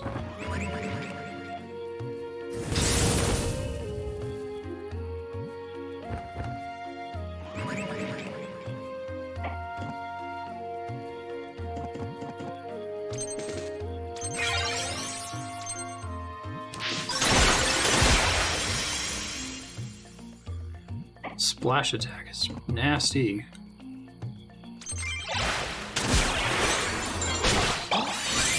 Yay, doggo.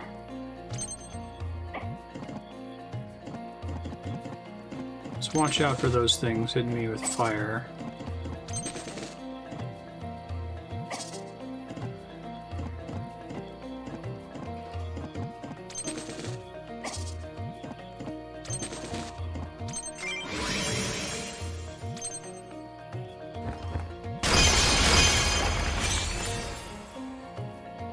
Ultra ready. Jesus Christ. Now would be a really great time to have the penguin alive. Holy shit.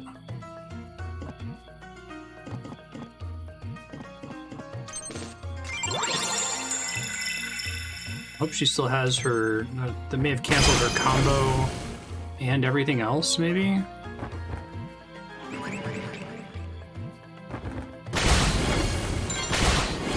Well, shit. That was going to be my key to winning there, although I think that's probably where it did make sense to stop in that case.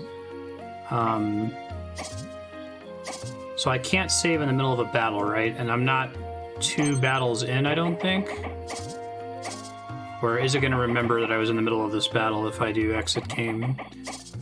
Because I think I'd want to restart this one and try different units and give myself some notes about how best to manage this next time. I was hoping I could use her ult to just nuke all these guys at once, but...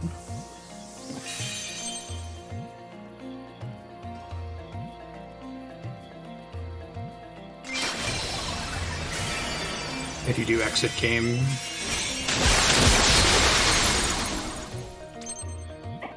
That's not going to be enough.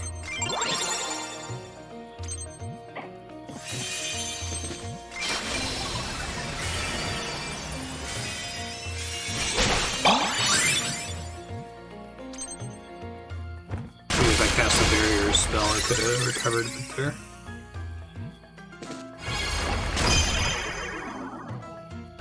I'll keep going until I die. It's possible, I suppose.